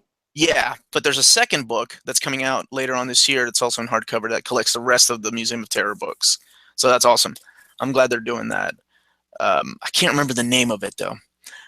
But the book I went to get was this. I don't know if you guys have read this. I can't remember what country this is from. Oh You yeah, guys read this? I love this book. It's so Yeah. creepy. When you're talking about dead kids, and I was like, what was the book about? So pretty much it's a group of fairies like living on a dead person, right? in a dead little girl's corpse. Yeah. As it's rotting away, they're having this internal turmoil battle with each other. And they're just this little girl that got killed. And it's so creepy, and I love this book, and it's violent. Yeah, but the whole, the fact that they're living inside of this rotting corpse of this little girl makes it that much more creepier. But yeah, the art style is awesome. I can't remember what country it's from. I wish I could to give it credit, but I love this book. And this one's still in print. I know that made a lot of critics' best graphic novel lists like 2 years ago, maybe 2015. I feel like that's when it came out, and that's how I know it, because it made a lot of lists of really great books. So I want to get that too. Oh, absolutely, you should. And it's honestly, it's cheap enough. I think I found it on Amazon used like a couple of years ago. Like somebody was selling them. They must have had a ton of them. They were like $3 or $4 each plus shipping. Jesus. Yeah, they were. This is a beautiful book. Beautiful Darkness. It's awesome. It's fucked up, but it's good. Oh yeah, Doomfella just reminded me of the most disturbing book I own. I'll go get it. Was it the one? I can't remember. You showed one last year, and I was like, I gotta get that book. Doomfella, yeah, okay, we'll see what Jess is talking about. But I pulled off Hellspawn off my shelf because I just love the creepy art in this book. Was that Ashley Wood that did that? It's Ashley Wood, yes, sir. Yeah, the guy that did Metal Gear, right? He went on to Metal Gear stuff. Yeah, his art. I love his art. Love it. All right, what do you got, man? Oh, Pim and Francie. The most Yes, that's the disturbing- book you showed last year. Yeah. Did I show it on the Halloween I was show trying- last year? And I was trying to remember what it was because I wanted it print, wasn't it? It was, but it came back in print. So you can, good. Yeah, you can get it. I know you can get it from Amazon or from Fantagraphics, but this James Dayrit and I kid about how disturbing this book is, that it's haunted. It's not really stories.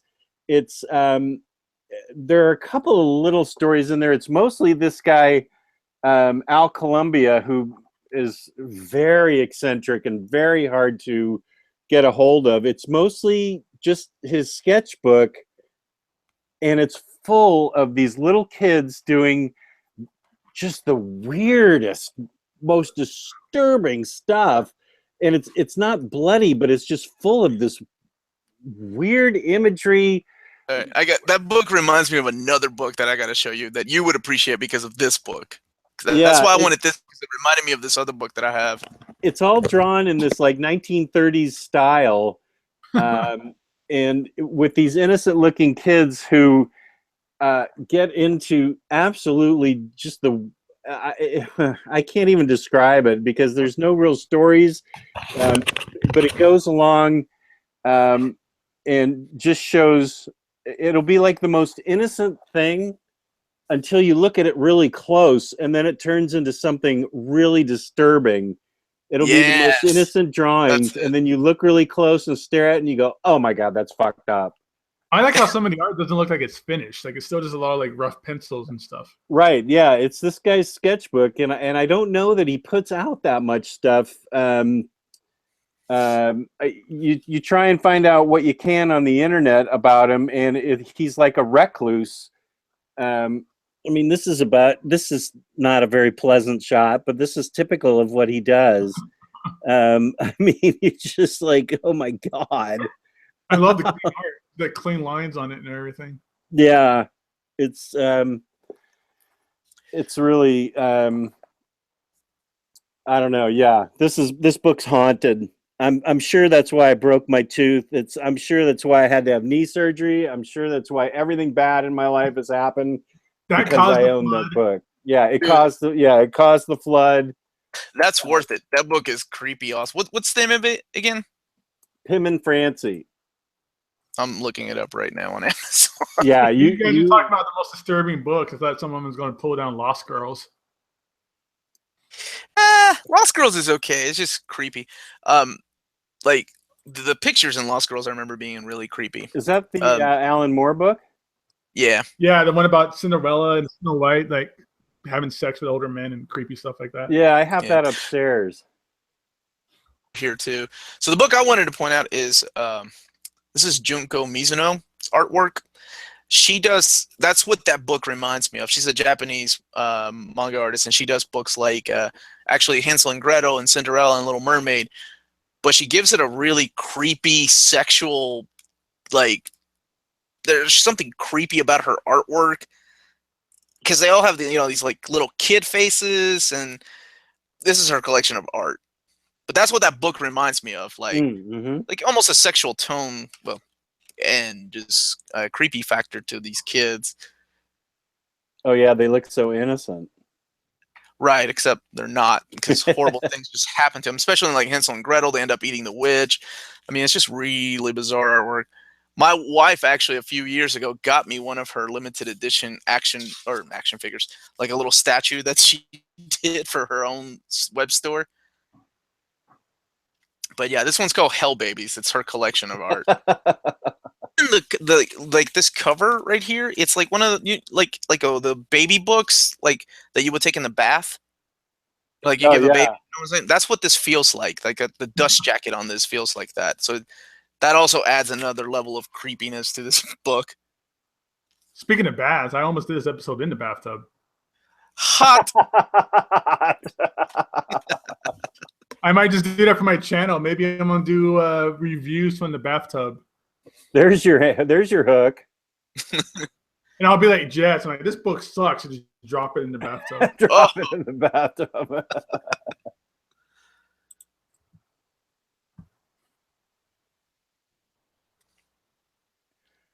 Yeah, I'm still looking around. How many I'm just not a horror person, I guess. I mean, I like torture porn, like Saw. I know Jess isn't too big into that, but torture porn. Yeah, I mean, I was. Yeah, we're talking about the slasher flicks. He didn't like either, like the slasher films of the '80s. Dude, you can't beat. I was talking about earlier today at work. Dream Warriors, Nightmare on Elm Street 3. Oh fuck yeah! No, that was what's his name that wrote that? Frank Darabont. Did he? The guy that went on to do The Mist and all these. He did the season 1 of Walking Dead. Yeah. Frank Darabont, he's one of my favorites. That was sad to see him leave Walking Dead because that was really the main reason I was wanting to watch that show. But they just wouldn't give him any money. So he's like, all right, peace out. I'm Frank Darabont, bitches. Yeah, Dream Warriors, man, and that soundtrack. Oh, I still love that movie. That's a movie I probably watch every year. That's Nightmare on Elm Street 3. I haven't seen a movie in years, and it's like for some reason I can't seem to find it anywhere. Like I don't know if it's just by itself. Just... Well, I mean, the collection is cheap enough. It's like $25 for all the movies. Yeah, but then you got like 80% shit. Yeah, but then you have Dream Warriors and Dream Warriors. And you have the second Nightmare on Elm Street, which is like super homoerotic. The homoerotic Nightmare on Elm Street. Yeah. Yeah, it was kind of weird. The first one was okay. And honestly, for the Dream Master was not that bad. But yeah, the rest after that were kind of weird. New Nightmare was solid. Wes Craven's, the last one he did. Is that the one that took place in real life? Yeah, like they went after the real actress. Yeah, I saw that one. I enjoyed that one. Yeah, that one was different, and it was good to have Wes Craven in it. Yeah, I liked that one a lot. I remember watching that. It was good. Amazon has sometimes I don't know these movie companies, they just package the most random ass movies together. But there's a Blu-ray, and it's Nightmare on Elm Street 2 and 3, and that's it. What? Yeah. How much is that? $12.11. Dude, just get the collection. It's like $25. Just like why 2 and 3? Like why not one? Throw one in there or something. Like that's just strange. Somebody mentioned Green Mile and Shawshank Redemption. Those are. Frank Darabont was notorious for making like Stephen King movies, like based on his books, because and then after that he did The Mist. But I remember the thing that stood out about The Mist was that Stephen King like wrote him a letter or maybe an email. He was like, "Man, you managed to," because he changed the ending of The Mist. It was different than the book. And he was like, Stephen King wrote Frank Darabont a letter that was like, "You managed to creep me out. Well done, sir." Because I don't know if you guys have seen The Mist, but that's another one of my favorites. I love that movie. Never seen. Black and white. It reminds you of the old like black and white Universal monster movies, like the big monster movies. Okay, so I should watch The Mist. Yeah, if you haven't seen it, it's a good movie. It's based on a Stephen King novel, but it's different. Like they changed a lot. It's got Thomas Jane in it. I can't remember who else is in it. Like typical Frank Darabont actors that he puts on his shows. Well, we've got Like Tyler. We've got Tyler Blunt in the house. Tyler. There's Tyler. Tyler, are you batching it this week? Are you solo? Is your wife out of town? Are you on your own? Are you eating 90 pizzas a week now from Domino's or something? Oh, gross. Because I think that Jenny left the country or something. I don't know what Tyler did to make Jenny leave, but I think she's out of the country. Actually, I should take that back. I don't think Domino's is that bad. It's not Little Caesars $5 pizzas. Yeah, she is out of the country. Well, you don't want to eat the pizza that I ate last week because I broke my frickin' tooth on the crust. How are you feeling after that? I'm okay. I have more work to be done on Monday. So the good thing is I'll be getting more pain pills, which I love. But yeah, I got a couple of holes in my side of my mouth because I got to get 2 more. I have to get 2 implants basically, and they're spaced out 4 months at a time now. So yeah, I'm a toothless. I'm an ad for British dentistry right now. Oh, man, you know what? I'm from Victorville, California, and that's what a meth mouth looks like. That's what. I'm telling you, Jess, you could save up some of those painkillers, and we'll do an inebriated episode. Well, I think we can do it next Thursday because I'm getting some on Monday, so I can stretch them out till Thursday. You need to get an edible, and we can have Riley get drunk. I was gonna say I can hook up on some tequila really quick and catch up. I'm down. I don't know if I can do it on Thursday because I gotta race home from work every day to get here. Oh, okay. We can do it on a weekend. I don't know if those pills are going to last till the weekend. Damn it, Jess! Got to control yourself. It's going to turn into a episode. Yeah, exactly. Well, I have plenty of operations in my future. I got an arthritic foot that needs to get fixed, so I'll get some for those. And I still got more tooth work, so I'll still have plenty of those. You should name your channel Old Guy Adventures and just follow you around with a GoPro camera. Yeah, fumbling it on like I could get a GoPro to work practically. I'm like going to be all fumbling with it. How can I get this goddamn thing to work? You got to have Jess Jr. come over and help you. Yeah, she probably helped me a lot. I love Tyler's like options for his wife out of the country are either playing video games or watching anime or reading comic books. That's awesome. That's living it up, buddy. I'm working on a short little movie about my time in bachelorhood, but I'm just hanging with my 3-year-old and playing something. I'm either going to play Sonic, read World War Hulk, or binge watch anime. I vote for playing Sonic. Yes. Yeah, he's living the dream. I vote for playing Sonic. That sounds like the most fun. Although I like the other options too.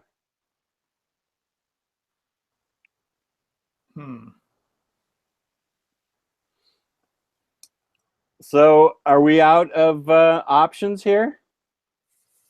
I'm still thinking about that inebriated episode. Well, we'll work it around your schedule. Yeah, we'll see. Because I'm going to be out of town on the 26th. I'm going to be at Disneyland. Oh, fun! That'd be kind of fun. Wait, how long are you going to be down there? The 25th and the 26th of this month, which is my birthday. Oh, cool. I'm going to be in Vegas the 28th through the 31st. I have to be here by Halloween trick-or-treating or my wife and kids are going to kill me. So I have to leave at like 6 o'clock on the 31st. I was going to hit you up later, but to see it's for work, so I got to actually do some things. But if I had some free time. We're in it, dude. We're gonna fuck this town up. Because the 28th and the 29th is a weekend, so I'm good with that. Yeah. Absolutely. You have to come to the shop on the 28th. Do that if like I said, I have to do some work with some network people, but other than that, I hope to have some freedom. So I'm totally jealous. I want to go to Vegas and hang out with Gabe. Oh man, we're gonna make the whole town jealous. We're gonna make the whole Facebook group jealous. Yeah, we're just gonna go back to his place and just watch a bunch of anime. Pass out about 9 o'clock because I'm not gonna be with my kids. I'm like, oh man, I can go to sleep early. We're just gonna hang out in your room and just read comic books. Yeah, that's it. That's all we're gonna do. Do you know where they got you shacked up at? I think I'm gonna be at the Cosmo one night, and then Chateau, a couple other nights maybe. Oh man, they don't cheap out then. That's cool. No, I'm not a Super 8 or anything. Like a weekly hotel or some off the strip kind of hotel. That's cool.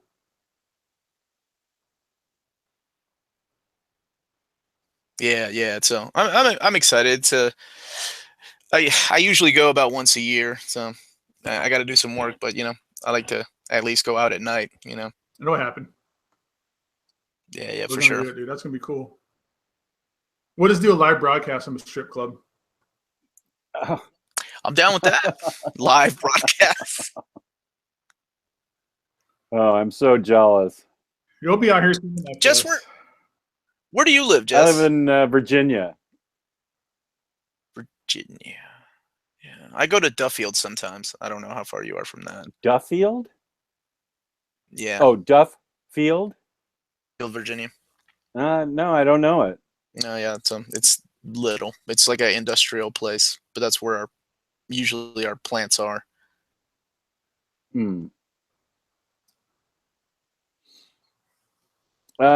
Tyler's asking about NYCC. Did you guys see anything you wanted from NYCC? Did I miss that part? We didn't really talk about NYCC. We did talk about a couple of pops. Yeah, a couple of the exclusive pops that I missed out on. Yeah, we did talk about a couple of the pops. I bought some cereal box pops that I believe are NYCC. Maybe I got them from the pop shop. No, I got them from Funko. So I think they were NYCC, but I'm not in the market that much anymore for any more stuff. I've just got too much stuff. And I don't have a place for my stuff. So I'm not getting anything from NYCC. Did you see that? What was it? The J. Scott Campbell mermaid statue? I did, and I fell in love with it. Yeah. That's a really cool statue, I have to say. That thing's not going to last long. That's going to sell out same way like Mary Jane and Gwen Stacy did. Did that get announced at NYCC? Yep. They just announced it. No pricing or anything like that, but this is the first reveal of it. Yeah, I have so many statues, but God, that looked good. That looked beautiful. That guy knows what he's doing. Yeah, that's why he doesn't draw comics anymore. Yeah. He does variant covers and designs for statues. That's where the money's at. And Disney, there's a lot of Disney prints I see at Disneyland all the time. Does he? Yeah. Tyler got the Dragon Zord pop, and Tyler Chu picked him up 2 posters from GMA. What's that? Are they poster makers? My first poster buys. I'm in trouble. Yeah, that's a road that you don't want to go down. Getting posters, getting prints is trouble. The same as anything else. You have just an allotment of a wall space that runs out immediately. Yeah, that's exactly right. Well, you guys want to plug your channels? I think we've gone a couple hours here. Unless you want to open it up to questions for 5 minutes or whatever you want to do. Yeah, let's give it to questions. Just, hey, I love to see the chat always get involved, and then we'll just close our way out for the night too. Okay, why don't we take questions for 5-10 minutes or so if we can get any questions. If you guys have any requests, stuff you want us to review, stuff you want to get recommended to you, we are the 3 amigos of pop culture. We'll tell you what to do. Oh, in the meantime, it's almost that time again. I did a post on the board about our end of the year award show that we're doing. Tell us about that. Yeah, so I've kept a track record of every release that came out week by week for the year. Oh, nice. So I have all that on the spreadsheet. Wow. Look at you. Yeah, because last year, I was kind of as an impromptu idea I came up with, and it happened at the end of the year. So most of people's picks end up being just the more recent stuff that was on people's memories. So I decided that this year I'm going to keep track of all the previews, all the Diamond releases. So I have absolutely everything that's been released week by week organized on the spreadsheet. So I'm just looking for some ideas. We could talk about it, while we wait for chats or for questions. But ideas for categories and stuff like that, because I was thinking about just trying to make this a little bit of an easier transition to do it this year. Learn from our opportunities from last year. So basically, what it is, it's the Omni Awards. It's our yearly end of the year awards show where we discuss the best of what was released for that calendar year. So last year we had really cool categories like best writer, best artist, best overall omnibus, best reprinted omnibus. One of my favorite categories was, why wasn't I told about this before? And I gave everybody a chance to get outside of the calendar year and talk about whatever book they heard of for the first time. Like maybe it was your first time reading Alias, or your first time reading Daredevil, or your first time reading something like that. You wanted to vote for that. Granted, it wasn't released within the year 2016, but there's an option for that. So it's just things like that. I'm going to post the Google spreadsheet on the board within the next couple of weeks, so everybody gets a chance to kind of look at that. Nice. But we're just kind of just getting everything ready for the end of the year. We'll probably do that, I'm guessing, first couple of weeks of January. I think it's a good idea. Yeah, it's fun. It's fun. It gives us a chance to kind of look back at the year. It's been a rough year. Connor's asking if we're Buffy fans. I am, and I'm excited. Nope. I just saw that Whedon announced that he's doing a Ripper series, like before. It's like a prequel to Buffy. And it's, what's his name? Giles. It's like the story of Giles. So I'm excited about that. I need to catch up on the library edition, so. I haven't watched Buffy, but I did see the first episode of The Gifted on Fox. Yeah, I caught that too, and it was pretty good, actually. I really enjoyed it. I really liked it a lot. I am down for watching the rest of that series. I dug it to the max.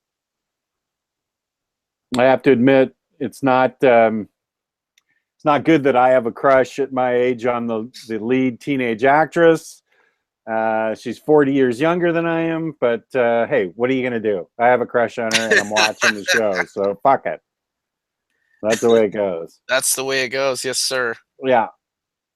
I'm sure you're not the only 50-year-old who has a thing for her. Yeah, thank you. That makes me feel better. How's The Wake by Snyder? Excellent first part, and then it fails miserably in the ending. Is my brutal.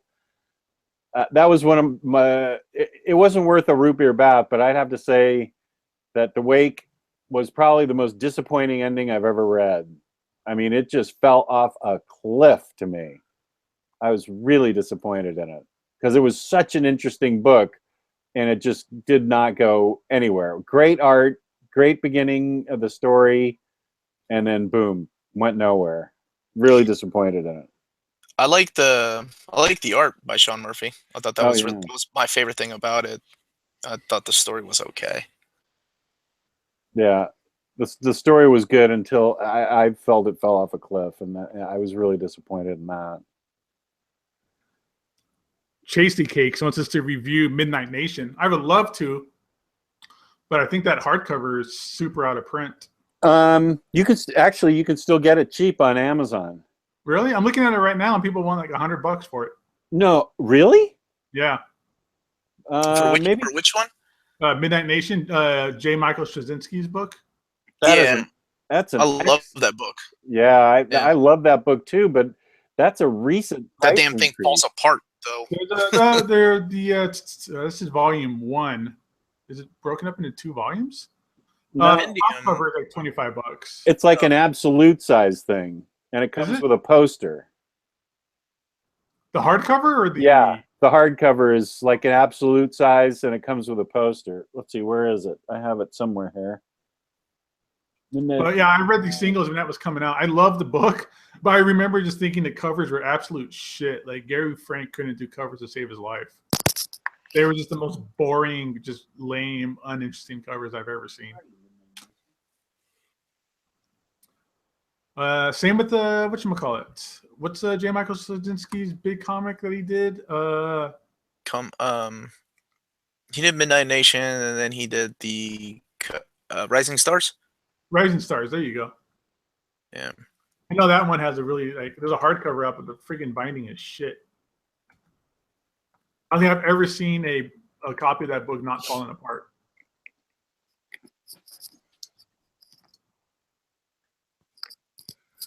That was such a good series. I remember he just fell off of it, and it took like 4 years in between issues at one point or something. Yeah, this is.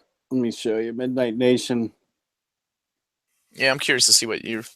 It's compared to standard size Colder. Okay.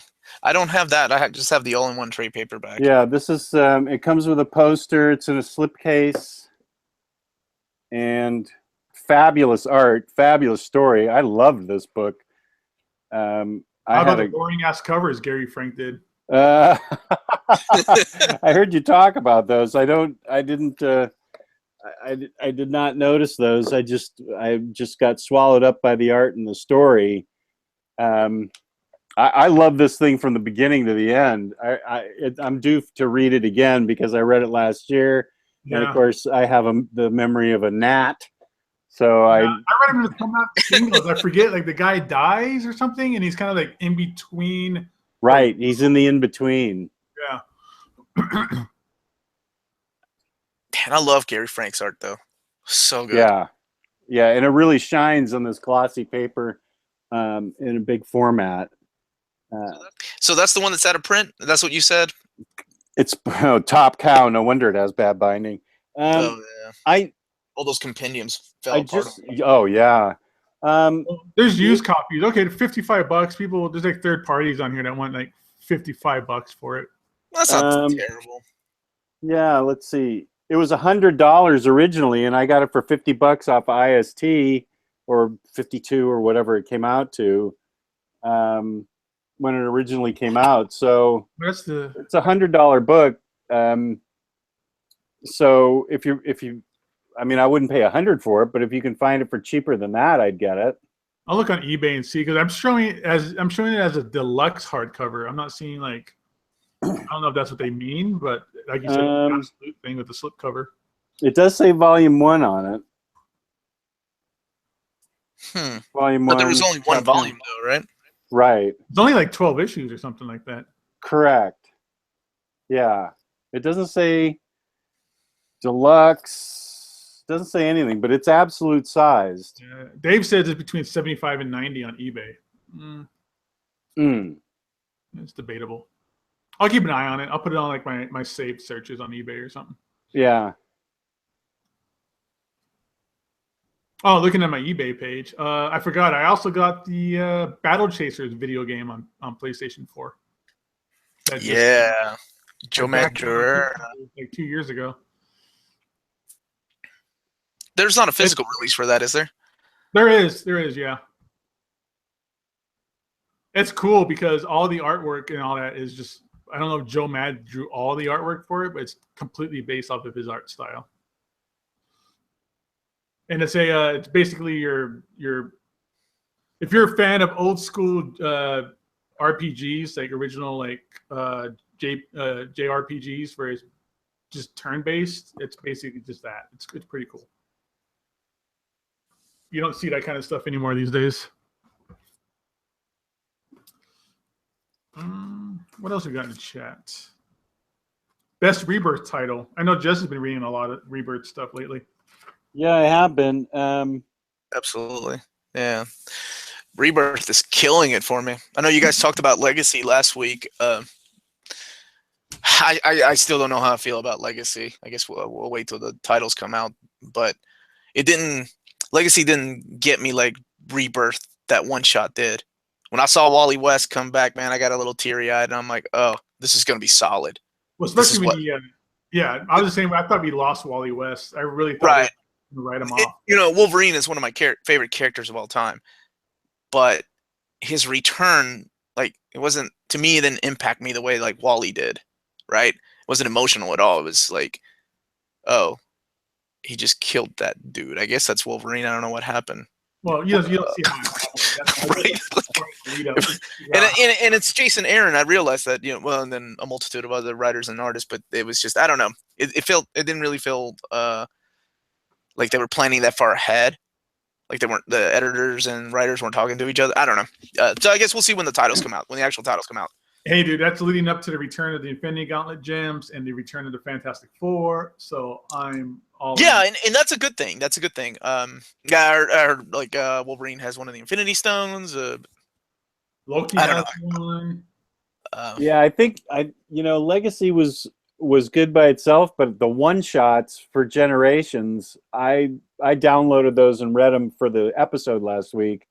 And I really like those. I'm not even up on current Marvel, but I just jump into Marvel and say, okay, whatever. I accept the way things are. And I followed all of it. And the Generations books were really well written. I really liked all of them were very interesting, especially Captain America. The Wolverine one was good.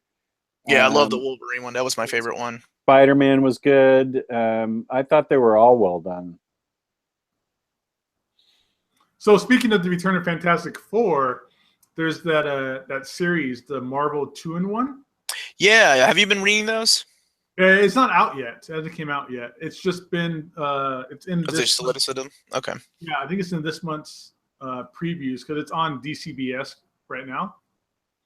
And as I look at DCBS right now for their page, there's of course variants, right? There's always going to be variants. There's like an Alex Ross variant and stuff like that. But there's a John Byrne variant.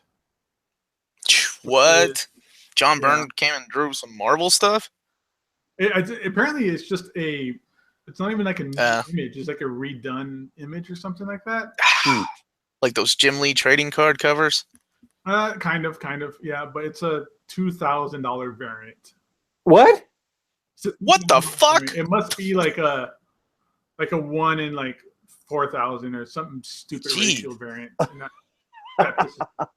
Not that I would want this. It's actually really, really shitty looking. Like it's garbage. But it's just the idea that it's a $2,000 book. It's just out of this $2,000. Hey man, I got a tooth to replace. I can't be spending that. But here, look. Let me show you. Where's my screen share? Look at this bullshit.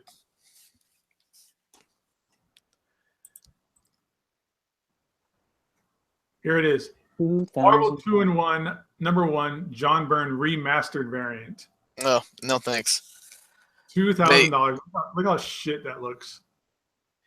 It's just a recolored. Yeah. Wow. The thing is, people buy those things. They do. It'll People happen. buy those things. I'm sure you see them at the shop, right? They come in asking for those Jim Lee variants. All those Jim Lee variants, yeah, we sold a ton of those, but those weren't like outrageously priced. Those were all cover Crazy. price. They were all cover price, I think. But I mean, something like this, like I just hope if any shops decide to buy this book, that they already have a dedicated buyer for it, because that's how comic book stores shut down, is from buying this stuff and can't afford to sell it. Man, that's like the 90s all over again. And the 90s were actually a little bit worse, I think, or not as bad. No, I remember, was it Unity #1 that had the gold on the cover, the Valiant book? Oh, they got silly with that stuff, man. Right, but that was the only copy of the book. Basically, it's not. Here's all these different copies or covers of books of the same book. Like they're doing. Well, now that we can read your screen, explain Nature's Way Dong. Nature's Way Dong? Yeah, log on to Constellation, Mega Man graphic, original comic art, Nature's Way Dong. What is that? Let's find out. Natural male enhancement for The invalid URL. Let's see what this is. This is GNC, it looks like. Maybe I was buying some supplements or something. Oh, GNC. Yeah, sure, Gabe. It's cool, man. Wow, how'd you pull that one off? GNC. This is why I don't share my desktop. I'll let you cats do that. It's always just Pornhub on the back of Omar's window. Always. Anytime Jed starts talking about comic books, I just go back to the Pornhub. Yeah. That's like you guys talk about manga. I'm like, oh, let me go look at some titties. Dude, manga is titties. Did you see some of the stuff we tell you to read? Yeah. Well, there you go. That's the craziness going on. How do I hide this shit? So what are your favorite DC Rebirth titles? Because I don't think we went over them. I really like I love Detective Comics. Wonder Woman was awesome when Greg Rucka was writing it. I haven't read the new writer on it yet, and I think James Robinson's taking over the title. Yeah, he just did that recently. He did a signing at a local store last weekend, actually. Yeah, he's a Vegas local. He lives out here. Does he really? Yeah, him and J.H. Williams. I don't know why they haven't done a book together yet. Oh man, I'll go to like a last record store. They were both at one of the local record stores waiting to get records. Was that record store day? Yeah, that was record store day. That's cool. I agree. Super Sons is great. Detective Comics is great. I liked Batman. I thought Batman was really good. Yeah, Batman grew on me. That first arc was okay, but after that, when I Am Suicide, that's when it hit. I Am Suicide, I thought that was... I Am Bane stuff is good. Yes, right, I agree. I hope nobody spoils it, but the whole marriage proposal thing has been pretty cool. I know the new issue that came out last week was supposed to have Selena's answer. Oh, really? I thought we were gonna have to wait months for that. Okay, I haven't been caught up. Oh, that's gonna get spoiled before I ever get a chance to read it. Yeah, especially if you're trade waiting. That's the thing that sucks about trade waiting, right? Yeah, you're exactly right. That's it. I'd rather get spoiled than have like 50 billion like single issues again. Yeah, exactly. Digital, baby. Digital. I'm not paying full price for digital. I'd rather just put a cheese grater to my testicles. Damn. Okay. Wow, that's okay. Ooh. That's a pretty. I'm not paying full price for something I can't physically own. Especially if I work in a comic book store where I can just get that shit for cheap. Batman and Action Comics were fantastic. Those are really great reads. Some of the best Superman stuff that's been put out in years, probably since the death of Superman. The death of Superman. You 90s kid, you. That's right. That's right. But that's Dan Jurgens, man. I know some people don't like it, but I really love Action Comics. I think it's good, 90s kind of fun. What else? Wonder Woman was good, but it's just weird when it was kind of jumping like odd issues and even issues had two different stories going on. Yeah, that's what I heard. I wonder how they're doing. So the collections, the trade paperbacks are even issues is one volume, and then odd issues are the other volume. So they're, they coincide with the story. So you're just reading one sequential story. So I wonder how the hardcover is going to be. If they're going to keep like I think I 1, heard 3, that. 5, and 7 together, and then the other. I think it's going the way it was published in the hardcover. That's what I heard. Oh, so it's gonna be like it's gonna be like part of a story, part of a story. That's weird. Yeah, well, that's just what I heard. I don't have it in my hands yet. I ordered it, but I don't have it yet. But that's just what I heard from, I don't know, the page. Somebody said that. Yeah, I kind of stopped reading. I kind of fell off. I have a lot of single issues, but that was only because Frank Cho was doing the art, and then they kicked him off the art for being too sexy, or off of the cover. Frank Cho not sexy, his women. Right. Well, he's good point. Oh, clarify that, Yeah, good clarification. Yeah, I remember hearing about that. I think it was Rucka, wasn't it? He was like, "No, this does not fit the story." apparently that's the story. I mean, it sucks either way because I really love his covers. But we got him to do Frank Cho went on to do those really neat Harley Quinn covers. So I like those a lot more. Yeah, and I like Harley Quinn Rebirth. I enjoyed that. I need to get that hardcover, or I need to get that deluxe. I haven't gotten that. There's just so much coming out, Yeah, there really is. What else is good for DC right now? I know I'm waiting for a lot of the hardcovers to read the stuff. Like I really want to read the Batman Beyond and the Blue Beetle stuff, but I'm just waiting for the hardcovers. And I heard Red Hood. I'm hoping they keep. I was just gonna say I hope they keep going with these hardcovers because I love them all, and I hope they collect all the DC like that. Because I heard like Aquaman got canceled, right? Aquaman and Green Arrow got canceled. I think the hardcovers did. Or like re-solicited for later or something. But yeah, they keep pushing. I hope so.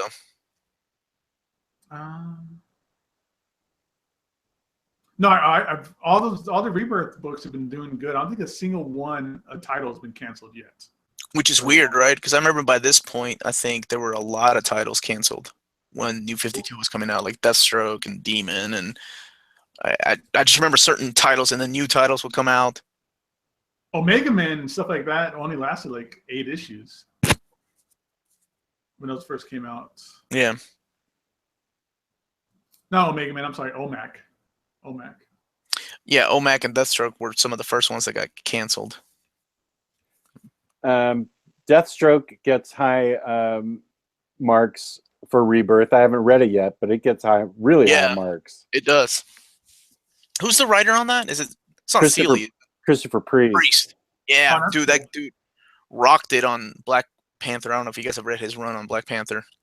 He knocked it out of the park with that run. And I think those are coming out. Those have been coming out in Ultimate Collection. But as soon as they announce the omnibus of that, I'm picking that up. I love that run.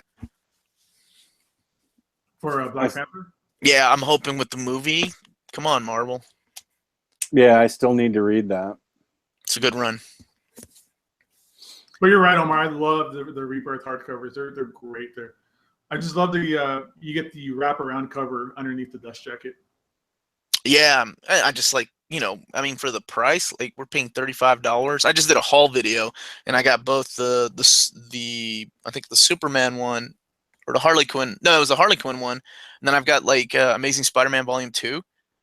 They're the same price, $35, but I'm getting like 14 comics with Harley Quinn, and I'm only getting like 6 or 7 with Amazing Spider-Man.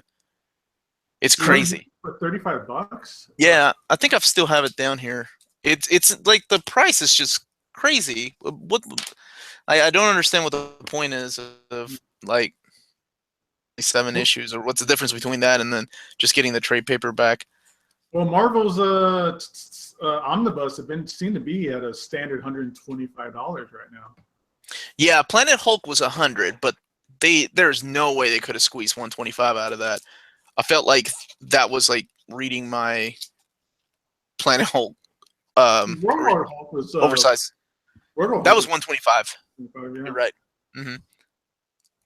I guess I must have taken it upstairs, but yeah, it was only like 7. It collected like only 7 issues, and some of those issues were already collected in the Clone Conspiracy. So I don't know. I don't know what Marvel thinks sometimes with their collection department. Yeah, Planet Hulk should have been $75. Absolutely, it should have.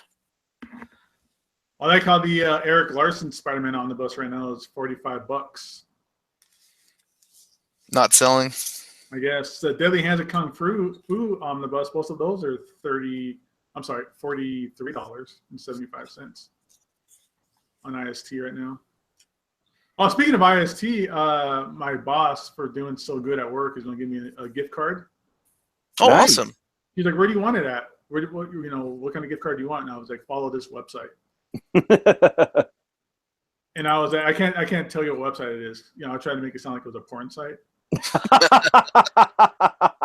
And they thought that was funny. They're like, "Oh, that's funny." I go, "Okay, no, I'm just joking. It's actually the site where I buy my comic books from." And they're like, "Ew." Yeah. Like the porn site was funny, but the comic book site was creepy. You nerd. I understand if you want to jack off all the time, but you read comics. Yeah.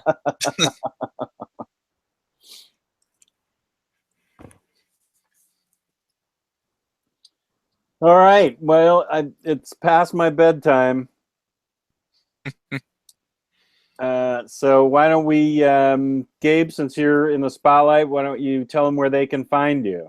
All right. You guys can find me here on YouTube as well as Gabe Infinity Watch. I just put up my haul video. A lot of good stuff I got last month for the month of September. It was a pretty good month. And I'm less than 50 subscribers away from my first 1,000 subscribers. Woo! So that's pretty cool, and that's going to be fun. I know a lot of Awesome. people here already subscribed, and I love everybody here who does. But you can also find me on the Omnibus Collectors Comic Swap group as well on Facebook. I'm on there all the time. That's where I'll be posting the spreadsheet of all the releases this year. So keep an eye out for that. Awesome. Which is in that should be in the description on YouTube. The description or the link is in the description. I updated our description and our links and everything on all of our videos, so that's been updated. Oh, awesome. Yeah. Right. Okay. Omar, where can they find you? They can find me on YouTube as well on my channel. It's called Near Mint Condition. I do it with 3 of my other friends where we discuss comic books, anime, movies, and video games and toys. We have a weekly show, usually publish it every Thursday. Like we just discussed the Duck comic books this episode, and also and I do monthly hauls too because I love watching people's monthly hauls. So I decided to start doing them back in March. And you can also find me on the Facebook group because that's where I met all these wonderful people. Nice. Okay, and you can find me on OmniDog's Vault on YouTube. That's OmniDog's Vault on YouTube, and I operate that channel better than I operate this channel. I got my technical directing chops down tonight, switching back and forth between everybody. And I am also where I met these 2 fine gentlemen on the Omnibus Collectors Comic Swap and Community Facebook page. Drop by there and waste some time with us. So we're going to end this broadcast, and it's been great. I thought we talked about a lot of good bullshit. Yeah, absolutely. No, it's great. This show's been going on for a little over a year, so that's kind of an amazing thing with something like this. Awesome. Has it been over a year now? Yes, actually, a year and a month almost. It was, I think, September 8th was the first show between Riley and Luis. Mm-hmm. Oh, by the way, I don't know if you guys talked about it or not, but we all now are completely clear and have confirmed that our boy Gio from the Week in Geekdom is healthy and okay and alive. Yes. He's going through, I don't want to say he's going through troubles, but he lost the roof of his house in the Hurricane Maria. But he was able to run back into the house and saved all of his books and all of his pops. I love that his priorities, because I remember when he was talking about that, he's like, yeah, I lost my furniture and all this other stuff, but I only lost 2 comics.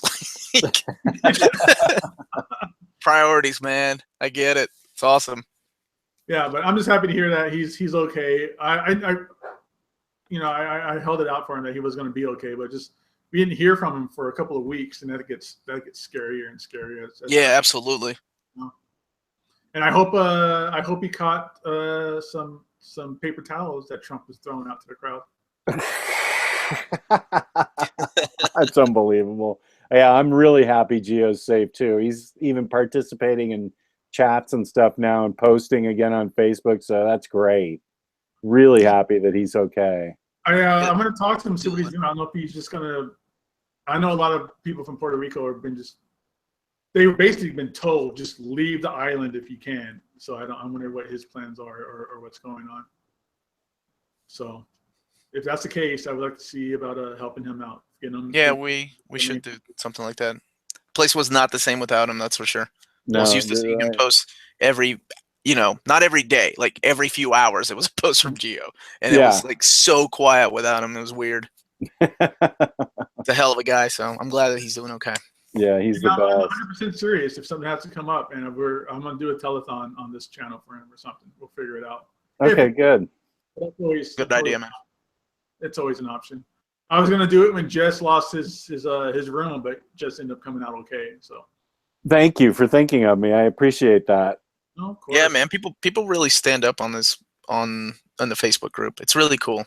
Yeah, they really do. It is. I mean, it's funny. I basically found out about the shooting here in Vegas from you guys hitting me up and asking if I was okay. I was like, yeah, because I just woke up and I was like, yeah, I'm okay. What are you guys talking about? And then my wife was like, she was all distraught about it. It kind of affected her for a minute. But yeah, finding out about that, I was like, fuck, But a lot of people I don't even really talk to on a normal basis, outside of the OmniBros group. A lot of people just hit me up and just wanted to make sure I was okay.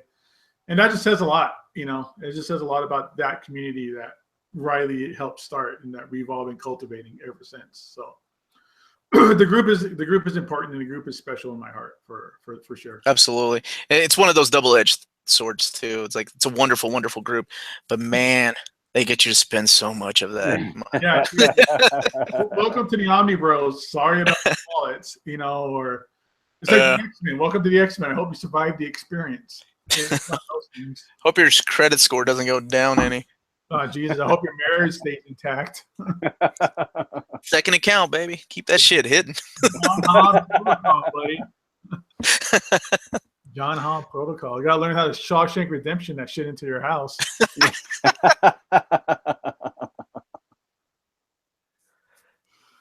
But anyways, yeah, I'm good. I don't know if you guys are all set, but I just wanted to throw Gio out there because I hope, I just wanted to make sure that guy's always okay and everybody's aware that he's okay.